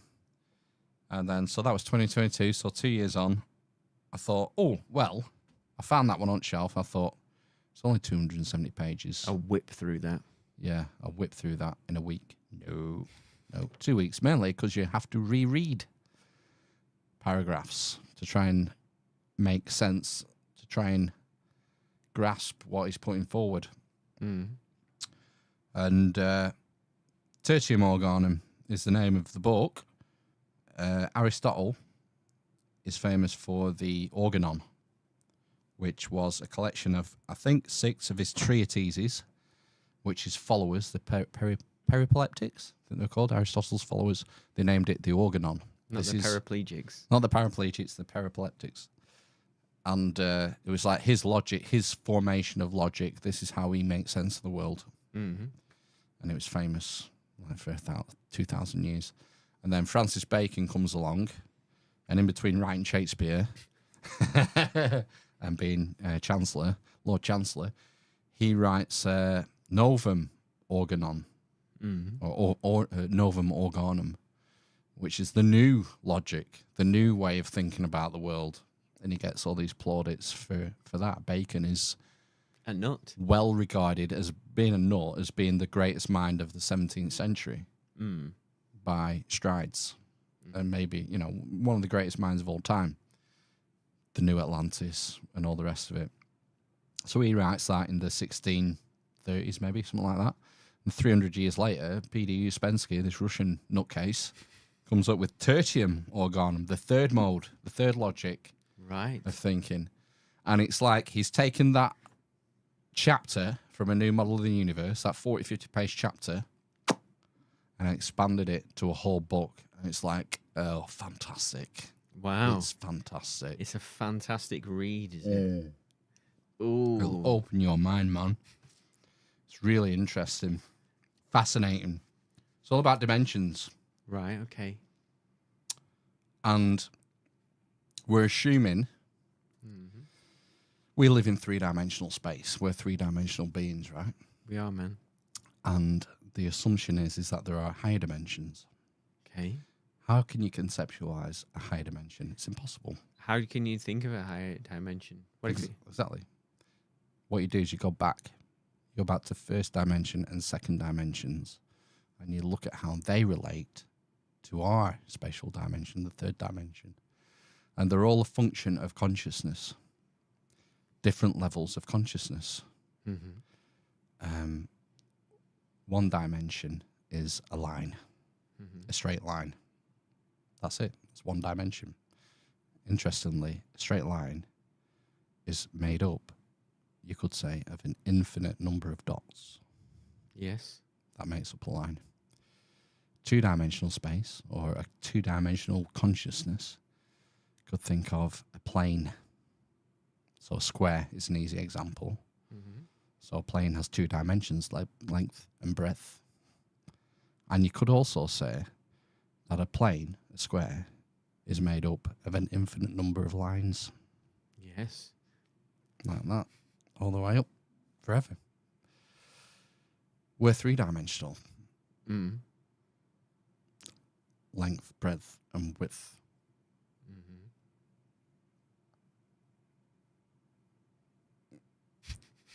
But what would the 4th dimension be? I don't know. An infinite. We've heard this in like school. What's sometimes regarded as the 4th dimension? UFOs. Time. Oh. So if you go back to the first dimension, then the second, then the third, they're all created by a perpendicular line. So you take the first dimension, that's all it is. So a snail or a cell in your body, a snail is a first dimensional being. It looks forward. It has no conception of the world around it. It just goes forward and hopefully finds food and doesn't get eaten. It's a 1-dimensional consciousness. Okay. Look at this. Let's pretend we're 2-dimensional beings, right? Let's and pretend. then make analogies of how 3-dimensional phenomena would manifest on a 2-dimensional plane. So, think of a lake, right? So think of a lake, a still lake. And then take all the water, forget all the water that's underneath it, and the fresh air above it. You're just looking at that lake surface. That's 2-dimensional reality. You can't see or perceive anything above it or below it. You're just on that plane of the lake. Okay? Happy so far? Not really, but carry on. What happens if I drop from 3-dimensional space, because we're 3-dimensional beings, if I drop a pencil and I pierce that film, that lake, that 2-dimensional plane, you'll see a dot. You'll see a cross-section of the end of that pencil. And it'll just appear. You can't see anything above or below. This dot just appears. That's creation. If you're a 2-dimensional being, you've just witnessed something created out of nothing. Okay. Okay. I came up with this. This isn't even in the book. Right, this bit. A pencil is sharpened. Okay. Right? Mm-hmm. So you insert the point into the plane. You see a dot. Yes. What happens when you continue to drop it? You see that dot expand. That's growth. You're witnessing growth on the 2-dimensional plane. It's not growing. It's a pencil. It's the same size and shape as it was. But to the 2-dimensional consciousness, you're seeing the dot enter from nothing and then grow. Okay. Is this making sense? Sort of. Kind of. All right. Let's get the pencil, flip it round. So we're not worried about points or growth. Instead of dropping it straight down onto the plane, I drop it at an angle, 45-degree angle. So then what happens is the first point, the cross-section hits the film and you see the dot appear. And then as I lower it, what's happening to the dot? It's bigger. It's moving. It's not getting bigger. Oh. It's moving. Okay. It's motion. Right. We've just accounted for motion on the 2-dimensional plane. Okay. But it's the wrong kind of motion. I'm dropping a pencil down from 3-dimensional space at a 45-degree angle. A 2-dimensional consciousness, like a dog, sees that as it appearing and then moving that way across its plane. It's a lie. That's not what's happening. Right. Okay. Because the 2-dimensional consciousness is just seeing a cross section. It's only looking across the lake surface. It's only seeing this tiny cross section appear. Okay. Can't see the rest of the pencil. Can't see anything above or below. Right. Right. So let's go to our 3-dimensional space. Some people say that time is the 4th dimension. What's interesting about time is we only witness this instant that's happening. Yes. We can't see the past. We have a vague idea that it happened, and we assume that there's a future coming. But it's almost as if we just see this little cross-section of time called the present, the ever happening now. Yes. That's all we see. If you could expand your consciousness to being a 4th dimensional being, Yes. you'll understand that time is the 4th dimension, and the little 3-dimensional beings, the rest of humanity, are just seeing this little cross-section that we call the present. Yes. But it's actually all happening. It's all happening now, past, present, and future, for eternity. Oh God. And you can just witness it. You're part of the magic, man. Go wherever you want. Time travel. Can you? Consciously. Wow. Yeah. How do we free ourselves from the shackles of the 3rd dimension? Difficult. Would Read you- the book for a start. Do you have to get? You've got to be able to conceptualize these things Yes. first. You have to Are realize. you witnessing the 4th dimension? How? Not yet. Very few people. Who does he say? Some people do it. Oh, yeah. People do it. Loads of people have done it. Saints. Oh. Some of the saints describe the flash of light, becoming illumined, realizing that the part and the whole are a construct. We know this because for probably survival reasons and evolutionary reasons, we break things down into parts and wholes. You know, that is a cigarette. That is me. The cigarette ends there, and that's where I begin. But you've got 10 fingers. They're still part of the whole, as well as being 10 different fingers.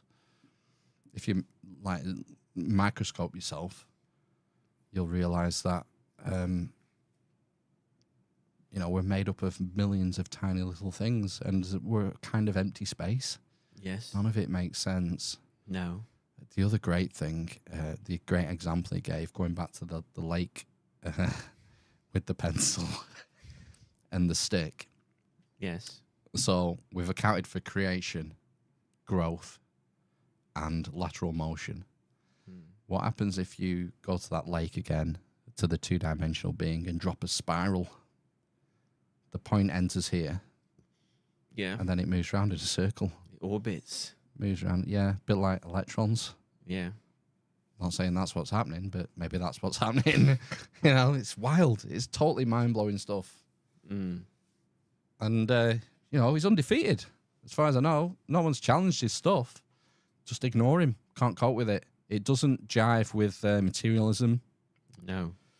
and modern physics. But as he says, everything is illogical. That's part of the tertium organum, is that everything that you think is real isn't real. Yes. And, you know, we are limited in our consciousness, in the reality we construct. That is something that we always come back to, isn't it? About everything makes sense until you get down to the quantum level. Quantum entanglement. Yeah. Particles communicating with themselves faster than the speed of light across incredible distances. Yeah. It doesn't make sense with physics. No. It's our monkey brains, our consciousness letting us down, understanding what's really going on. Who knows? Yeah. Got to explore these things, maybe. Yes. Meditate on that. I will. Maybe I'll write some meditations about it. Or ascend. What's the fifth dimension then? It probably exists. So But does he you only can't skip one. You can't skip it. is he just tackling the fourth dimension? And then we have to go from there. Yeah, you can't skip. Right, okay. No chance. So in order to ascend to the fourth dimension. Yeah, you got to escape time and become immortal. Right. Like They worry about the fifth dimension after that. Right, okay. So And we're getting close to God. I mean, the point is that everything is a unity. okay. So it dispels with dualism. Mhm. It's monistic. It's, I think that's the term. Monistic philosophy. Owneristic. I mean, it's not that flowery, the language. I wouldn't say so. No, I think it's pretty matter of fact. Okay. Yeah, it's good. Russian. Yeah. Did you read it in a Russian accent? Oh, God. I should have done. Yeah. Probably would have made more sense. Pencil. Yeah. A pencil. Pencil. Yeah. If you insert the pencil from the third dimensional plane, you'll see the dot appears. Just a cross section of the pencil. The two-dimensional consciousness will appreciate. Yeah. Yeah. I'll read you the back cover just in case anyone's interested. Okay. What's it say? Born in Moscow in 1878, Pyotr Demyanovich Uspensky was a precocious scholar who rejected the chance of academic advancement to travel and write. Uspensky drew a distinction between commonplace knowledge and what he termed important knowledge, the acquisition of which he considered the chief aim of life. Driven by his desire to read avidly, driven by this desire, he read avidly and travelled widely through Asia and the Middle East. Uspensky's own attempts to reach higher states of consciousness convinced him that a third instrument of thought was necessary to liberate humanity from the classical and positivistic modes of thinking that dominated Western society. I knew he was a space cadet. I don't think he did dabble in psychedelics, actually. Oh, yeah. It says there, what did it say? A few, a sentence or two prior. Liberate humanity from the classical positive. Experimented with ways to... His own attempts to reach higher states of consciousness. Yeah. Yeah, but you get high on your own supply. You don't need the psychedelics. Right, okay. First published in 1922, Tertium Organum ranges brilliantly over a wide swath of subjects from Western science through sacred art and symbology to the mysticism of both East and West. Widely regarded as a masterpiece, the work proved to be an immediate bestseller and established Uspensky as a major contributor to 20th century thought, even though no one's replied to it. A fascinating and important book for all those interested in this life's important knowledge. Yeah. 5 stars. It's a 5-star read, is it? Yeah, I would say so. Did it make it onto your top 10 books list? Nope. Okay. Wow. That was a rush job, that. Helen in the Element asked us what our favourite 10 books were. Helen in the Element. Helen in the Element. That should be a handle, shouldn't it, really? Mm. Helen. What's in your top 10 books? I think 1984 would be one of them. Snap. I think. Then it's a free-for-all after that. Young? Any Carl Young? No. No. No. Too dense. You're too dense to understand it. Too dense to get my head around it. Yeah, I'm just trying to think of the books that I maybe think about. I'm more of a film guy. Okay. So Total Recall. Yes, now we're talking. Hey, do you know what I watched with boys on Saturday? No. Before Johnny English Tea. I made them watch Ace Ventura, Pet You Detective. made them. Well, what was their response? They trust me, laughed a lot. Did they? Yeah, 12-year-old was howling. Was he howling? I mean, both when Jim Carrey talks out of his arse, they both laughed a lot at that. Yes. But when Ace Ventura is pretending to be insane, he wants to be taken into a mental asylum. That was a particularly hilarious point. Was it? What did he make of the TS jokes? That got one of the biggest laughs when when he strips Einhorn off. That got the biggest laugh from my 12-year-old. When they're all being sick. When he points to it. He's tucking his cock and balls between his legs, and it shows it. Shows This the is balls. either the worst case of hemorrhoids. Yeah. Einhorn is Finkel. Yeah, that got a big laugh. Yeah. They trust me, you see. Yeah. I made them watch Ghostbusters, I think it was, last week. Right. Okay. I've been schooling them in what Real film. classic comedy films. Okay. He asked. He said, "No, can we not watch Mrs. Doubtfire instead?" Again. That's got some TS heavy joking in it as well, hasn't it? Yeah, it's all good fun. Yeah. I was trying to find Jurassic Park. I thought the first Jurassic Park might be good for him. Yeah, it would be, wouldn't it? Yeah. Good film. But 8-year-olds said they'd already seen it. So I don't know. Maybe Mum has watched it with them. Probably as part of. I'm thinking next Saturday I'm going for Liar Liar, I think. Yeah, classic. That would be a good one. And then you can use all of these callbacks then in your own home, can't you? Yeah. A good one. There's a good one actually. I think I've mentioned this one. If someone forgets to turn the lights off somewhere, you see if you can remember this quote: "Aziz, lights." Do you not remember? Can you think? Aziz? Aziz, lights. No idea. The Fifth Element. In the when they're putting the thing Multipass. at the beginning of the film, I think it is. Right. And they're shining these mirrors, and he goes, "These lights," or something like that. And that's a good one, you see. 'Cause Right. she's always leaving a lamp on in the front room. Good. Yeah, well, same with my kids. Yeah, it's like they seem to think that when it goes dark, that means you turn every light on in the house. Exactly. Yeah. What's that? Where's that come from? There's a weird in the morning at the moment. Every light is being left. Well, both the bedroom lights are being left on because they get to go downstairs and watch tablets. Yeah. Have some tablet time whilst I have an extra hour in bed. What other films do you think I should consider put in rotation? For the children. I was thinking The Mask, maybe. Well, all of Jim Carrey from 1994 to the year 2000, all of his oeuvre. Cable Guy? Cable Guy. It's probably a bit risky. Bit old for them. Maybe. And probably... Ace Ventura's pretty risky. Yeah. Well, there's Ace Ventura... Pet dick. Well, they like that, don't they? Yeah.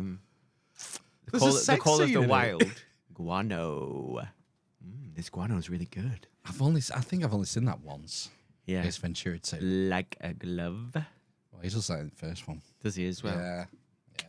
All right. Okay. Well, I'm sure they would laugh at that one as well. I'm just trying to Me, go. myself, and Irene. Well, that was 1999. Yeah. That might be a bit risque. Yeah. Okay, well, just from 94 to 97 then. Those 3 years. Peak. Jim Carrey. Oh, 3. Got one. 3 Amigos. Yes, I bet they'd like the 3 Amigos. probably. They like Spaceballs. Yes. So, yeah, 3 Amigos, it might be a good Just shout. look round I'm just the room. looking around the room, yeah. Cobra, no. Airplane, no. I don't got many comedies on the wall. It is not a Coming to comedy. America, they won't get. They No. won't get much of that. No. Just let your soul glow. Mm. Do you not try your kids with old films that you liked when you were a kid? I'm trying to think. I think we've tried them, but he probably is just getting to the age now where he would watch an Ace Ventura. My wife tried Hook. Good one. Bangarang. Yeah. Jumanji, the original Jumanji. You can't go wrong with Robin Williams. No. You must have seen Doubtfire, no? No, I've not tried them with that. Fuck. Do you Love think it. they'll lap it up? Absolutely, yeah. But remember, one of them's 4, so he's just like, after like Yeah. 20 minutes. Yeah, well, that's fine. There's so many, it's only so... Don't, you don't spoil it for the 8-year-old. Exactly. Well, Yeah. yeah, that is normally the case. We went through all of the Harry Potters, didn't we? But they're not really. Not funny, really, are they? No. Not really funny. Did Hook go down well? It's a tricky think one, he that. wa- It's a bit slow, Hook. I think he watched it, Yeah. but I don't know if he was just. That wasn't my suggestion. No. I don't know if he just watched it because he was getting to stay up longer than his bedtime, basically. Yeah. I don't know. It's a tricky one. I'm just trying to think what it was that I can just remember recording the Terminator off like ITV and watching it over and over again and things like that, basically. And they're not quite at that age.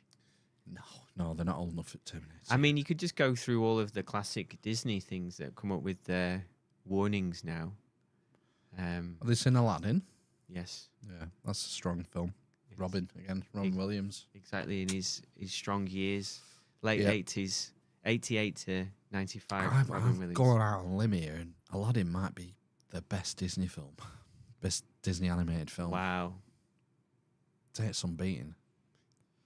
Is that because of the depictions of What were you going to say? racial stereotypes? Oh, I thought you were going to say the depiction of a genie by Robin Williams. Oh, well, that's cultural appropriation, of course, isn't it? I don't care. He was good, wasn't he? And Jafar is a good baddie. Who's the voice? I don't know.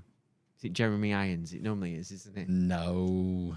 Do you know who it That's is? Scar Yeah. from Lion King. Did he not just do them all? Do you think he'd watch No. Die Hard? He's 12 now. Yeah, he can watch stuff. Like I don't know. It's like I don't want to give him nightmares because he's sort of he's getting close to sort of Predator age, isn't he? That's what I mean. But a lot of gore in that. Yeah, so like Die Hard, D Hard D. There's not much gore in Die Hard. That's is what I there? mean. So you could watch Right, that. So break him in.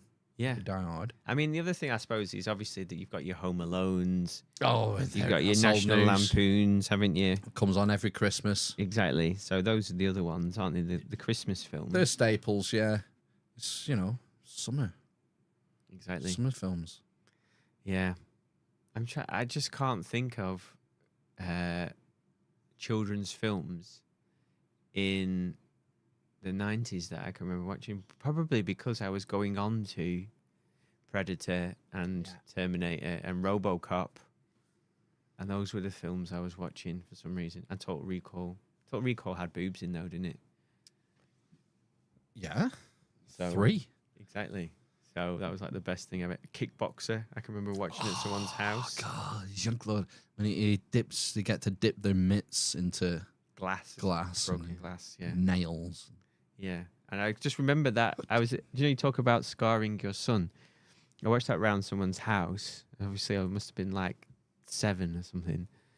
And I can still remember it pretty clear. It's like one of my foundational memories is the compound fracture someone suffers in that film, and his like shin bone snaps out of his Oh, leg. Yeah, that looked like it really hurt. yeah, yeah. His brother gets killed, doesn't he? Van Damme's brother. I know. Universal Soldier, I bet that's fucking lame watching it now.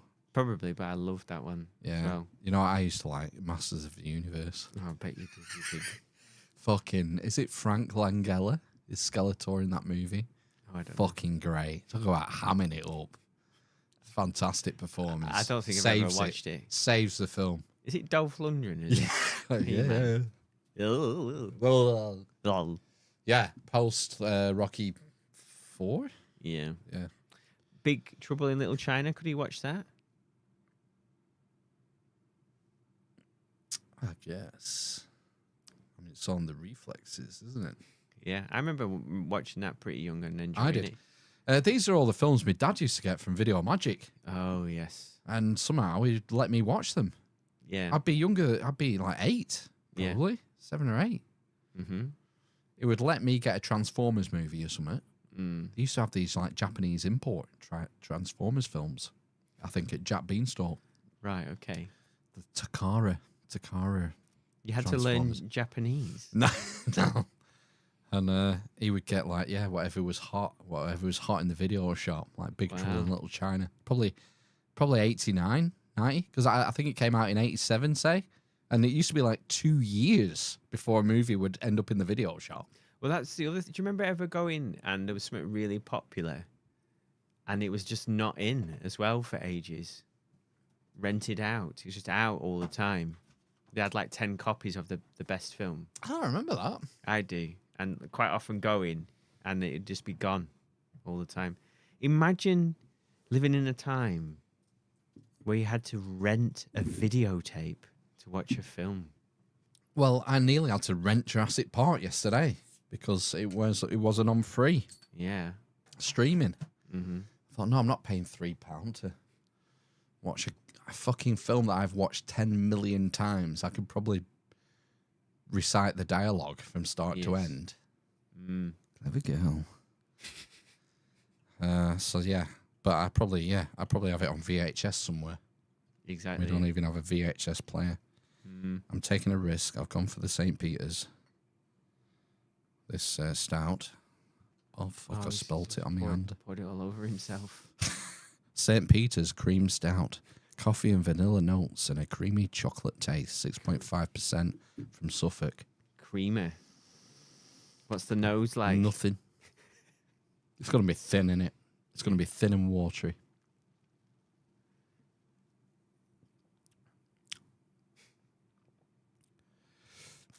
It's not bad. It's I would say it's a dessert ale. It's Fucking hell. The aftertaste is rancid. going to be with me for a week, I think. Yeah. Bells. They look nice, those St. Peter's bottles, don't they? Because It's a nice bottle. they're funny shape. Yeah. Like an old school bottle, isn't it? Yeah. It's like been made by a monk. But I don't think I've ever had a nice one. Well, I would say Is it a coffee it's got a stout? sweet tooth. It's richer than the coffee stout. Right. Fucking hell. Yeah, I mean, you're only drinking one of them. I know that for free. I'll tell you that for note. Yes. Shit, a brick. Karate Kid. Oh, we did that. We did that about 3 weeks ago. I made them watch the original. And they love Mr. Miyagi. Did 12-year-old loved him. is it got the weird green foaming healing powder in that film? Or is that in the No, second it's the one? second one. He does a bit of healing, but he just does a... and you don't see him molest him. Where was his parents? Why did he go and live with him? Did he go Whose and live with Didn't, Daniels? Yeah, Daniel's son. The dad is never mentioned, I don't think. He moves with his mum, Right. doesn't he? From the East Coast? New Jersey? New Jersey? You're a Jersey boy. He moves to, is it Reseda, California? Yeah? Yeah. It's got some great good film. themes in that film, hasn't it? You know, going to the Cobra Kai No, I don't want this, nice way of living. I want to be an aggressive young pup. But no, that's not the way. It's like Dave Matheson's favourite film, isn't he? He always brings it up. It does. It's a hero's journey. Yes. It's got humour. You get that realisation where after fucking weeks of wax on, wax off, paint the fence, wash the car. I know Kung Fu. It's like, I've had it, Mr. Miyagi. I'm done. Yes. And then he attacks him. He does, doesn't he? Mr. Miyagi attacks him. And then he blocks everything. It's like, whoa. Oh. Yeah. All that work he'd done, it was programming in his subconscious. He was, wasn't he? Like a behaviorist. Paint the fence. And there's a great scene Paint the fence. where he gets drunk on the anniversary. Is it his wedding anniversary? Yeah.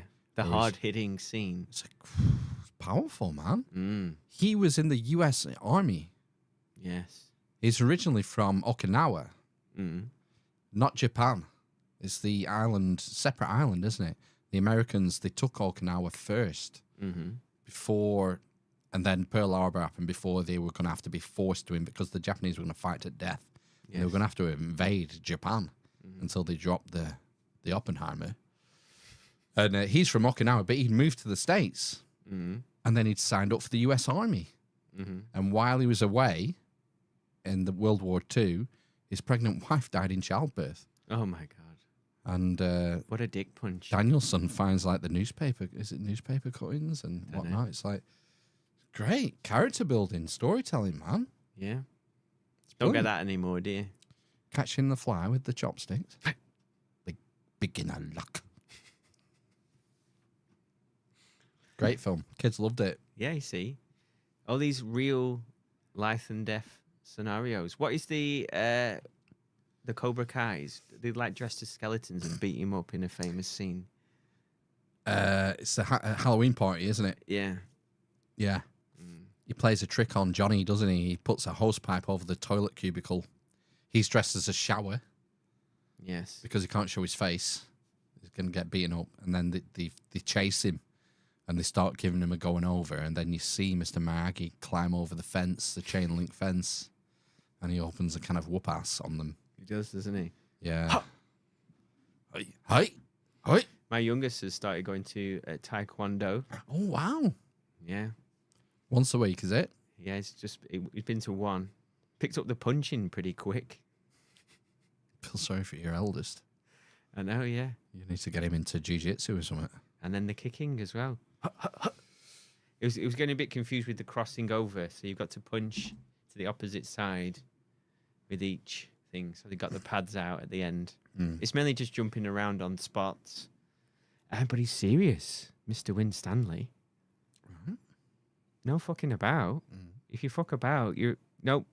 Go and sit it out. Is he Miyagi? How old is he? I don't know. Probably similar age to us, I'd say. Like 21. So, but yeah, like they weren't even being that bad. These boys said, nope, go and sit with your dad. Come back when you're ready to do it properly. Discipline. Like it. Yeah. So, and he has two helpers, and he has a bit of a repartee with the two teenage girls that he's got helping him. Fuck, I thought you were talking about the instructor then. Yeah, the instructor. Yeah, he has two teenage tweenies or whatever helping him, and it's quite funny how they all interact. There's a lot of dad jokes and stuff in there. Okay. There's not. This is going weird. This is not going weird. It's nice. It's a nice interaction with them, and it's funny. Yeah. Okay. Good. Like I've got two helpers here, but they're useless, kind of thing. It has that all the time. Yeah, it was good. He really enjoyed it. I think it helps that there's like two people from his Yeah, when three they're that people from old. his class. Sorry. Yeah, you need someone you know. But you enjoyed it. So that's every Tuesday night taken up now. Some at the end of the road. It's An in a hour. in 45 minutes in a church hall down the road. Oh. Is it the one with the based vicar? No, the other way. Right. It's St. Michael's Church. It's called. Okay. And it has a little church hall.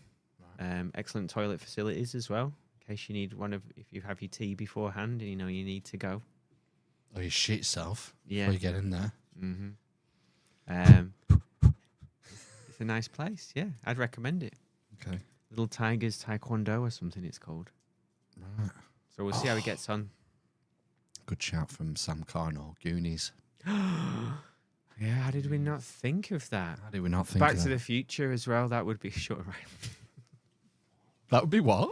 Shutter Island, somebody said. That's the one with the homunculus, isn't it? Yes, I can't remember. It's weird. Is he not like he's gone in? He thinks. The Cathro on it. Yeah, he is a patient, isn't he? But he thinks he's investigating the place. Right, yeah. I can't remember how it goes. Yeah. Goonies is a bit overrated. Wow. Yeah, I think so. No, I loved that film. Yeah, as a child. I think, watching it back again now. Spielberg, in it. I think he produced it. I don't know if he directed it. What about Indy? E.T. Oh, come on. They'll love that. I bet they'll cry. Yeah, maybe. You should try him on the indie films. Yes. Obviously the original canon. Not these. There's only 3. Well, yeah. There's only 3 Indiana Jones films. Come What on. about, do you know what I used to love?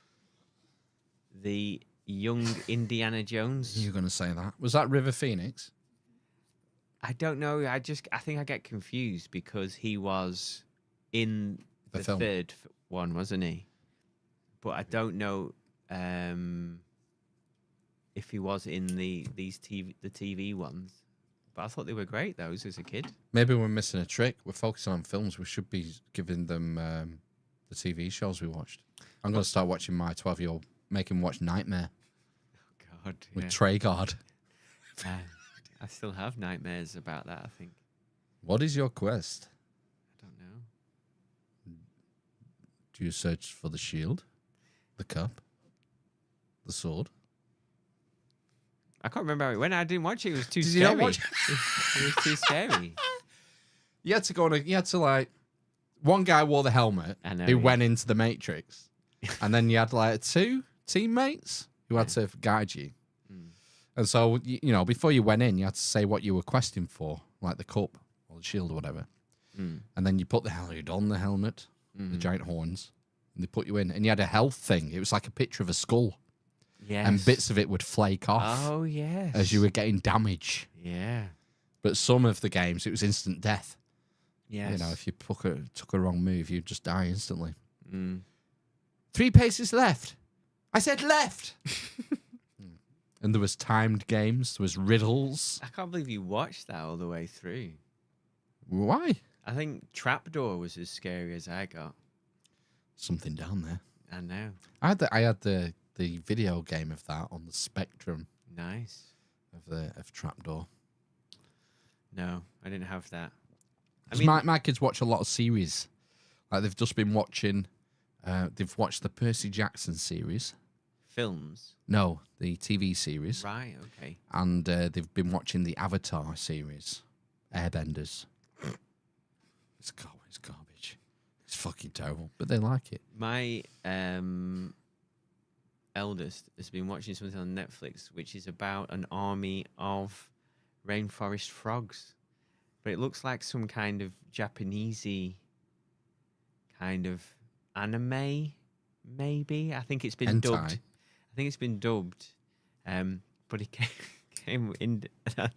Well, it came somewhere yesterday. I think it goes, "I'm sad," and I went, "Why?" And he went, "Somebody such and such has just died on my frog program." I said, "Is it as bad as Dumbledore dying?" And he went, "No, it's not as bad as it's not as bad as humans dying, Daddy. When a frog dies." I went, "Oh, that's good then." Yeah. Wow. Yeah. I was just thinking of something else then, and it's gone now. Fuck. He's after a terrarium with frogs in. Oh right. Because I've got a tank that you could make into a terrarium if you wanted to, that we had our tadpoles in. What's the difference? It's just heated. I think so. Right. It's just a tank, isn't it? And every time he finds a snail, he says, "I'm going to put this in my terrarium, Dad." A one-dimensional being. Yeah. He says, "I'm going to put this in the terrarium." And I went, we haven't got a terrarium. And yeah, he goes, yeah, it's in the shed, that tank. So he's adamant, but he's after frogs. He's obsessed by tree frogs Oh, and poison frogs. When we went to the zoo today, I said, do you reckon you have any poison frogs here, Dad? can I lick them? Yeah. Do you know they're tiny, Dad? They're tiny, you know. Right, okay. Great. Get him some. And they're only poisonous if you touch them, you know. Yeah. That's what he says. Right, okay. Or lick them. Have you seen Zack Snyder's new film, the Rebel Moon sequel? I watched the first one out Did you? out of Morbid curiosity. Yeah, because like, you know, it was allegedly it's a, you know, a new film. Apparently, what they say on their internet is that it's his Star Wars. Apparently, Space opera. he was up for doing a Star Wars or something, and then they obviously, unfortunately, I don't even know. He did 300, didn't he? Yeah. So that's the only one I think I've actually enjoyed at the time. I probably wouldn't enjoy it now if I watched it back.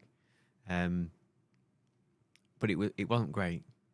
It was awful. And that It was awful. the guy, the baddie in it, he's shy. He's like a B movie actor, him, isn't he? I like the guy who's in Gladiator, who's like his friend in Gladiator. Oh yeah. And he Who buries the thing. He's like got gravitas and stuff. the bad guy. It's Dario Naharis Who's Dario Naharis? from Game of Thrones. Oh, he was binned from that as well, wasn't he, for being shit? But in Rebel Moon, there's Dario Naharis 1 and Dario Naharis 2. The two guys who played the. Oh, they are, aren't they? Yeah. Yeah, he's a goodie, isn't he? He's a good farmer. Dario Naharis 2 has a battle with Dario Naharis 1. Yeah, because he's a wooden plank, isn't he? He can't act at all, unfortunately. He's just got like one of those faces, hasn't he? He's got a baddie face. Like he looked a bit baddie-ish. Oh, I think it was the baddie in Deadpool. Was he? The first Deadpool. Yeah, he was. He's been in lots of things, you know, lots of sort of B movies and things like that, TV shows. Definite. Dario Naharis 1 was the baddie in Deadpool 1. Right, well. okay. So, I saw a review because I think Gary Nerdrotic did a review of Rebel Moon 2. I watched like behind my book, watching the missus watch the first one. I thought this is the biggest pile of guff I've ever seen. yeah, Absolutely terrible. there wasn't. I can't remember if the woman, like the lead, is any good in it. Plank. Right. I'm just trying to think if anybody was good in it. It's a bit sort of, Formulaic, yeah, predictable, yeah. terrible dialogue. And it cost, I think, Well, 250 million. But everything does. What's his deal with slow motions? He has to keep going to these slow motions. Well, that's his, Yeah, it's his thing. It's part of his yeah. annoying style. It's not that good. His mise en scène. It's not great. You know, it's like, okay, he did it once with 300. Like, he's just doing the same trick over and over again. Yeah. The difference is he had like a classic story to work with. I mean, but From even Herodotus. yeah, well, yeah. But he went on to do Superman, didn't he? Justice League. Well, he did that after, but he did Right. he did Man of Steel, didn't he? I'm sure he I did. don't know. Yeah. I've not seen any DC films other than Wonder Woman, which was, had Wonder Woman in it, so. But it was a bit long. Did you not watch Wonder Woman 1984 or whatever it was? She can't act for toffee either. No. What's she called? She's really Gal Gadot. Gal Gadot. Gal Gadot. She's a plank as well. Yeah, she's a model, isn't she? Surprise, surprise. That originally, and then she's got into acting. Oh right, I thought she was Mossad. Well, probably it's like deep state. I imagine at this point. Yeah. So I mean, there is a bit of a. I did watch a good film this weekend, which was The Zone of Interest. I'd recommend that. Who's in it? Anyone I'd know? There's loads of Germans. Do you know what it's about? Have you heard about it? I think No. it won the Oscar for best foreign language film. And loads of the actors were nominated for. It's about Rudolf Hess at Auschwitz, but it doesn't show him in the camp. Basically, it's his home life. Yeah, so it's a bit weird, Fuck me. but it's a really good film and a different way of telling the story and how shocking the story is. If you need to know, I picked up a book at our favourite used bookshop this week. Another first-hand account of Auschwitz. Oh right, okay. Yeah, that's won a lot of awards. It's probably an old book. It's in the house. I haven't got it to hand to reference it. But oh yeah, I don't know if I fancy that. To be honest, that film. It's a good. Is Is it? How long is it? It's not ridiculous. I think it's maybe around 2 hours or something. It is not a comedy. No, and I watched One Life as well, which is about Nicholas Winton, I think was his name. Nicky Winton. So this is it's got Hannibal Lecter in it. He's the old version of Nicholas Winton, and then there's like some actor I don't recognise who plays him as a young man. It's not Dario and Horace one. No, he's got more range. Who else is in it? Oh, what's her name? She was married to Tim Burton. Helena Bonham Carter. That's it, yeah. She's in it. She's pretty good, you know. Yeah, she was fine. She's good as Bellatrix Lestrange. Yes. She's proper evil. Yeah, she's not evil in this. She plays a German. Right. It's his mum. That's his mum. I can't decide whether she's attractive or not.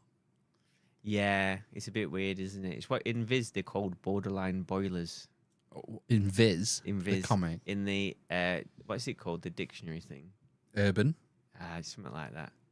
Dictionary, a borderline boiler. Yeah, I don't know why it's called that. I just remember it sticking in my mind when I read it once. What's the definition? Someone who you think is attractive, but you can't figure out why. So I know what it is. It's someone. Is this it? Would this be inaccurate? Someone who, by normal standards, wouldn't be physically attractive, but somehow is attractive.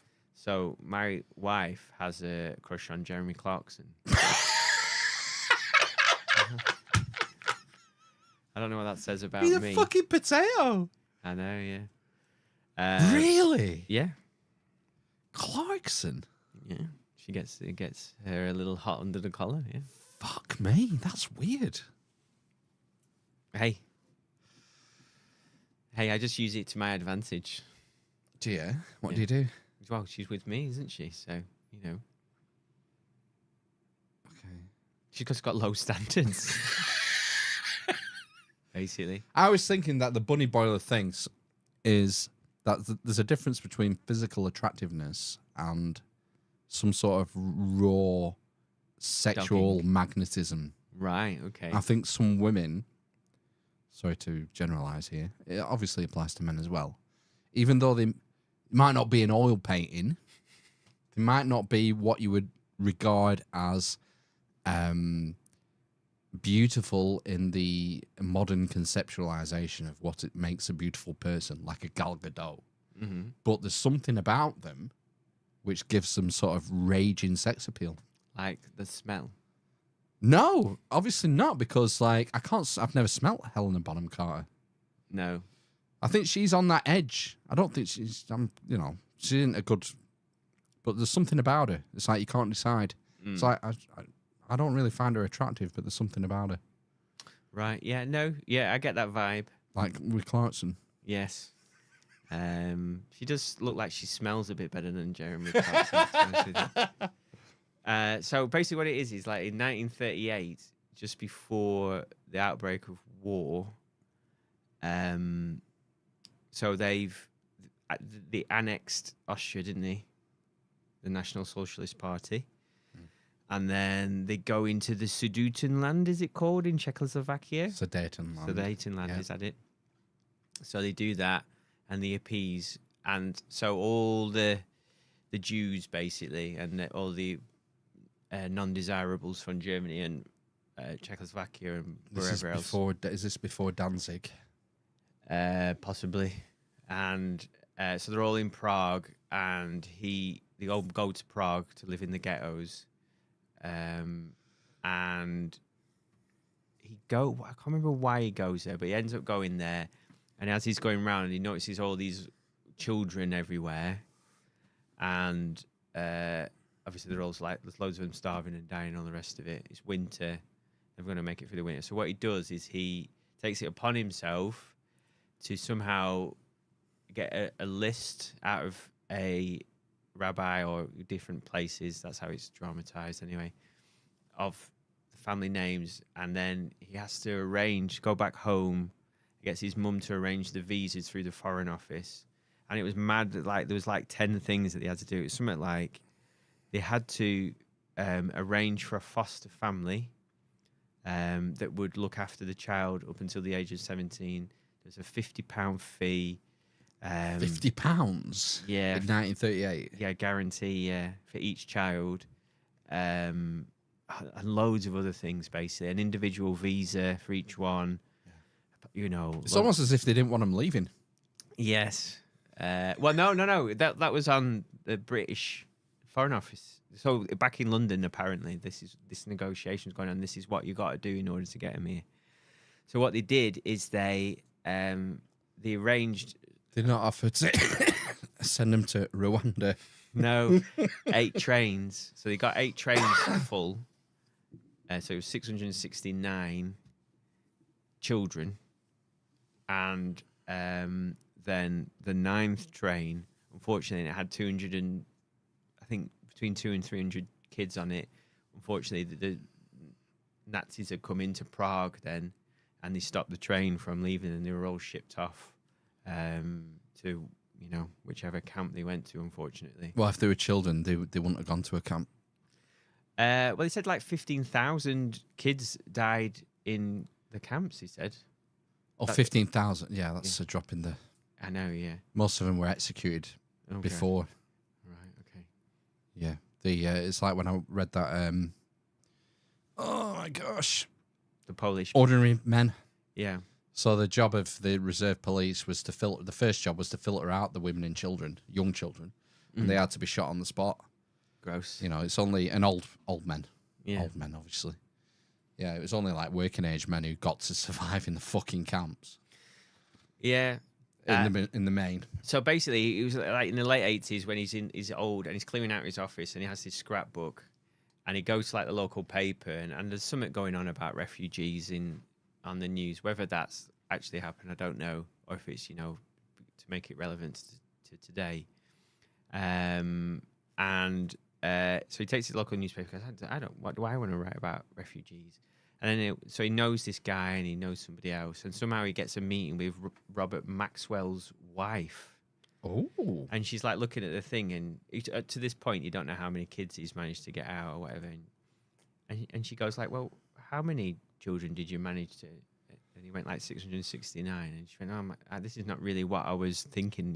That you'd bring this to me." He's never told anybody about it for 40 odd years or whatever. And then, so what happens is it comes to the attention of Esther Ranson on, is it called That's Life or This Life? That's Life. That's Used Life. to watch it.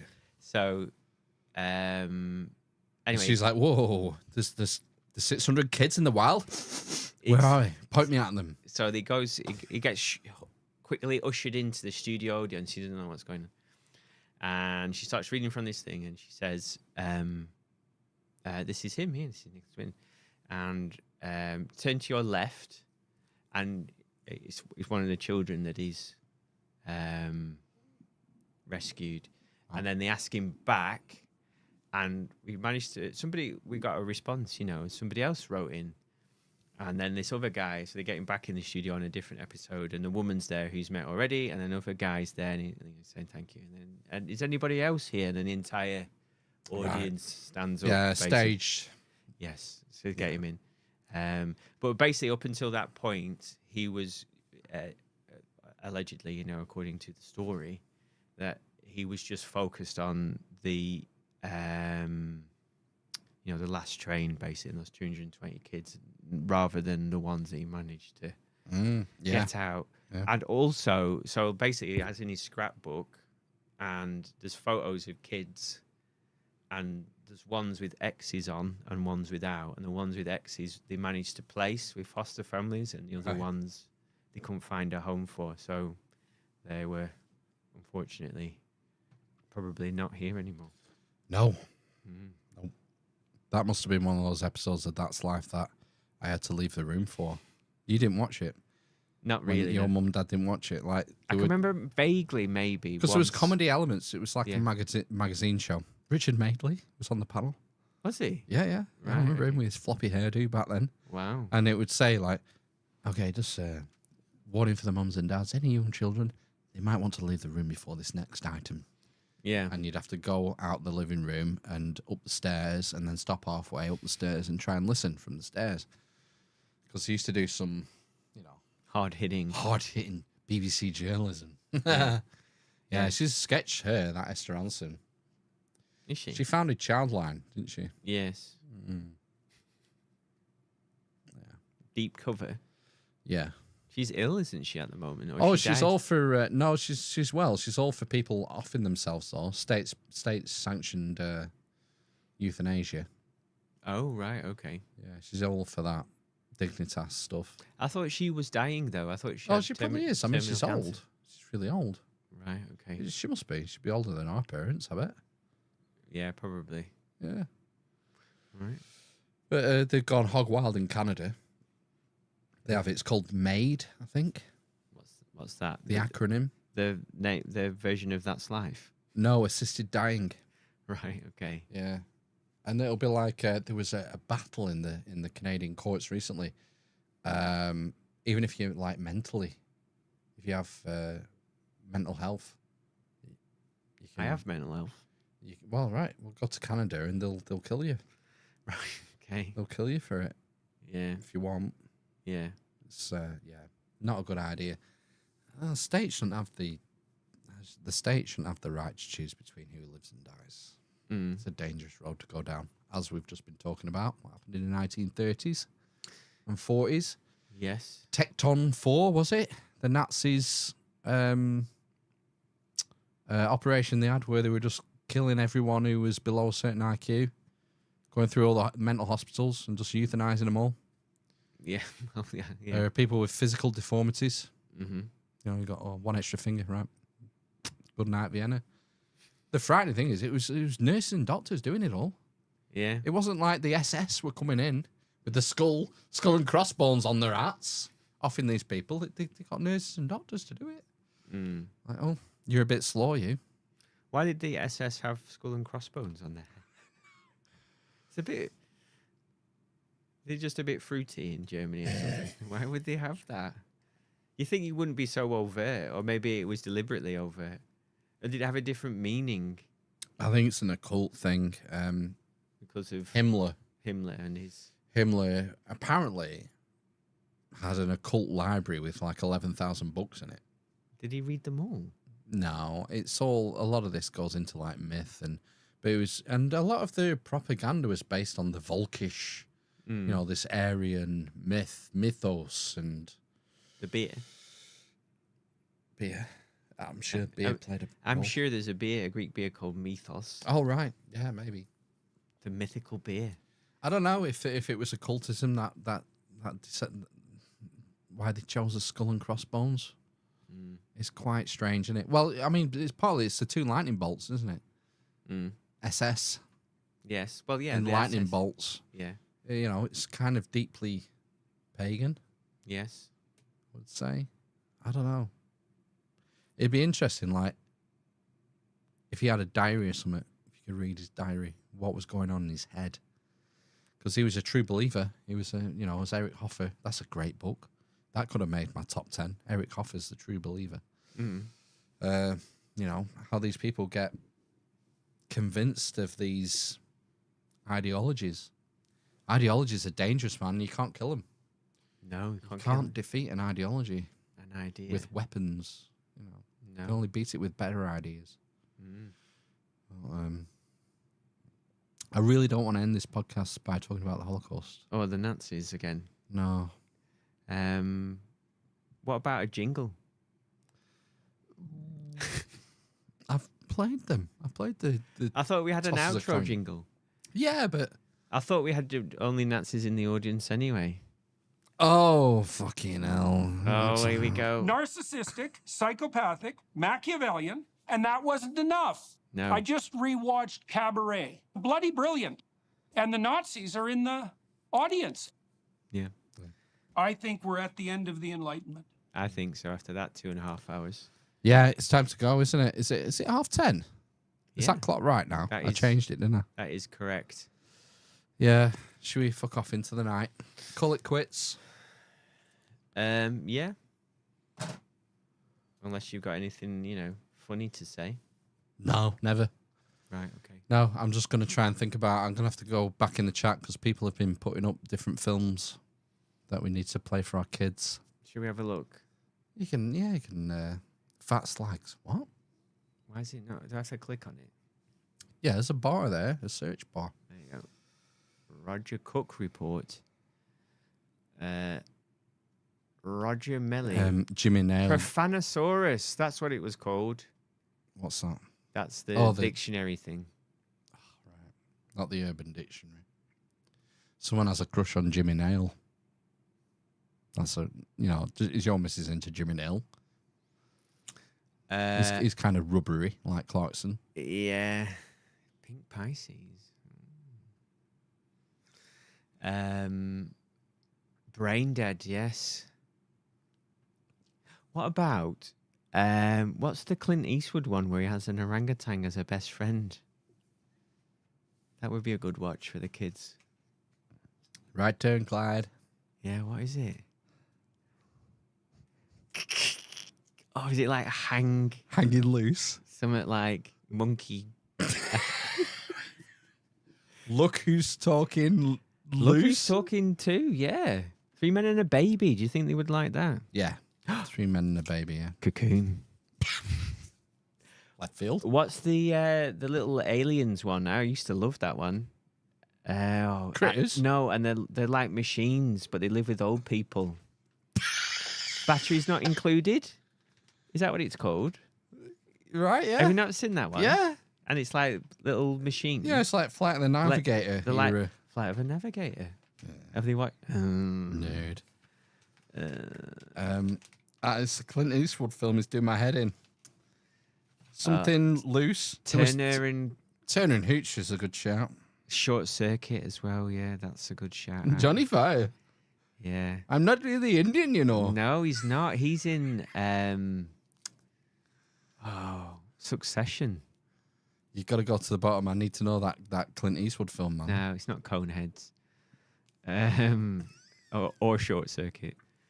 It pops up, doesn't it, when they get a new message? Fuck. Oh, New one, click it. oh, Beautiful Stephanie. No. What's that? That's not a movie. No. Clint Eastwood. Clint He's got Eastwood. an orangutan. And I'm pretty sure it was that successful. It had a sequel. Yeah, and the sequel, last word was loose. Loose, too loose to Something hanging loose. too loose to goose. Better which way than loose. Yeah, like Better any which way you can.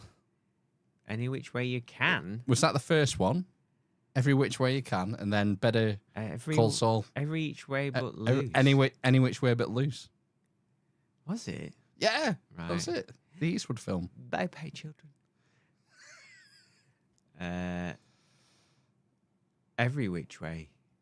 Yeah. Oh, okay. Bye bye, children. Oh God, let's go back. Never ending story. Yes. I never got into that. I never watched it. I don't think. Yeah, well, get your kids into it. Legend, like I talked about, yeah, last week. Cruise in it. I think about that big red horned devil a lot still. That's one of my foundational memories, like the compound fracture from kickboxer. What else have we got here? About Red Dwarf. Well, it's not a film. Oh no, it's a series. Pee Wee Herman, yeah. Big Adventure's a good one. Gremlins. Yeah, Gremlins. That's a good shout, isn't it? Back to the Future, yes. Oblivion. We're just saying films titles now. Yeah. We need to wrap this up. Are you sure? Yeah. I mean, this is like, this is what Time Bandits would be a good shout, perhaps. What about Time Cop? Oh God, yeah. I mean, there was a brief time in my life where I thought that was a genuinely good film. When I was like 13 or 14. I need to go back. I need to go back in time. I need to go back time. I go, but it hurts my head. Did he have? Yeah, he had long hair, I think, in that one. I'll tell you what's a good a sleeper. It's a Jean-Claude Van Damme film. What? Jean-Claude Hard Target. Hard Target. Hard Target. Is he got a twin in there or something? No. He rides a horse. Has he got a clone? No. You sure? Nope. He's on his own. The bad guy is Lance Henriksen. Right, okay. He organises human hunting. He gets these rich guys in, and they have to hunt the people. Mm-hmm. And, Van Damme is a hard target. And he wins. Right. I wonder how much Stella he drinks. I think he probably drinks a lot now. Yeah. That film he did recently has had rave reviews.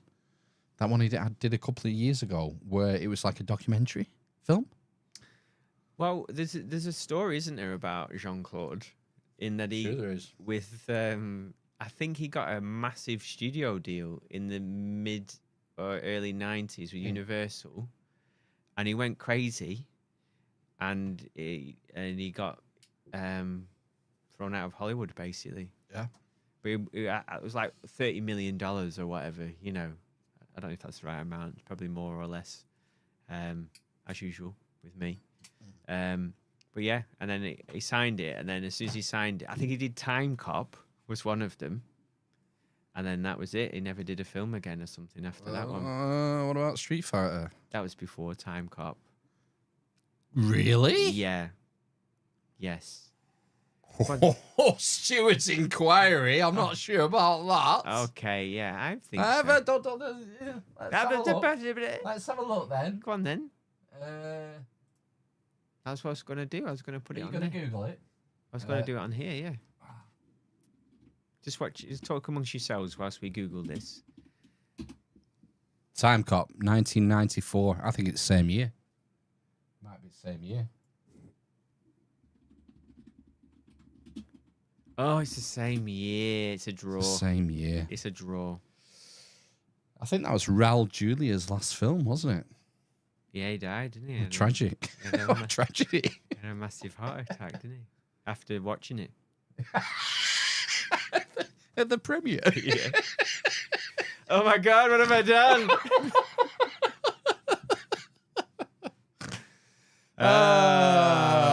Let's fuck off. Hang on a minute. Let's just shoehorn some more Nazism in.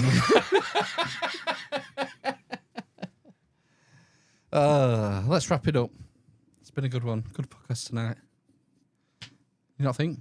Should we I fuck don't know. off into the It's night? probably been an 8 out of 10. An 8 out of 10. Yeah. All right. Oh, that's pretty strong. Yeah, I'd say it's pretty strong. That's fine. I think it's bloody brilliant. Yeah. We'll be back next Sunday.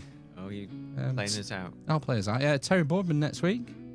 With some Bordeaux again. Bordeaux, yeah. Some revisionist history. Right. I think we're going into World War One. Oh. So we talked about it last time. Okay. And he was going to help clear that up. Should be interesting. I love Terry. He's fascinating.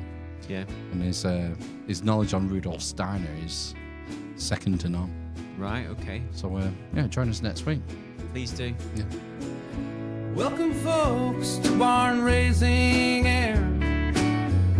Hear the tales from Phil, Matt, and Ben Fair. In the realm where the Inquisition's Amish raise the roof, clear the doubt, abolish strumming tales free. They'll delve in deep, hearts worn on sleeve.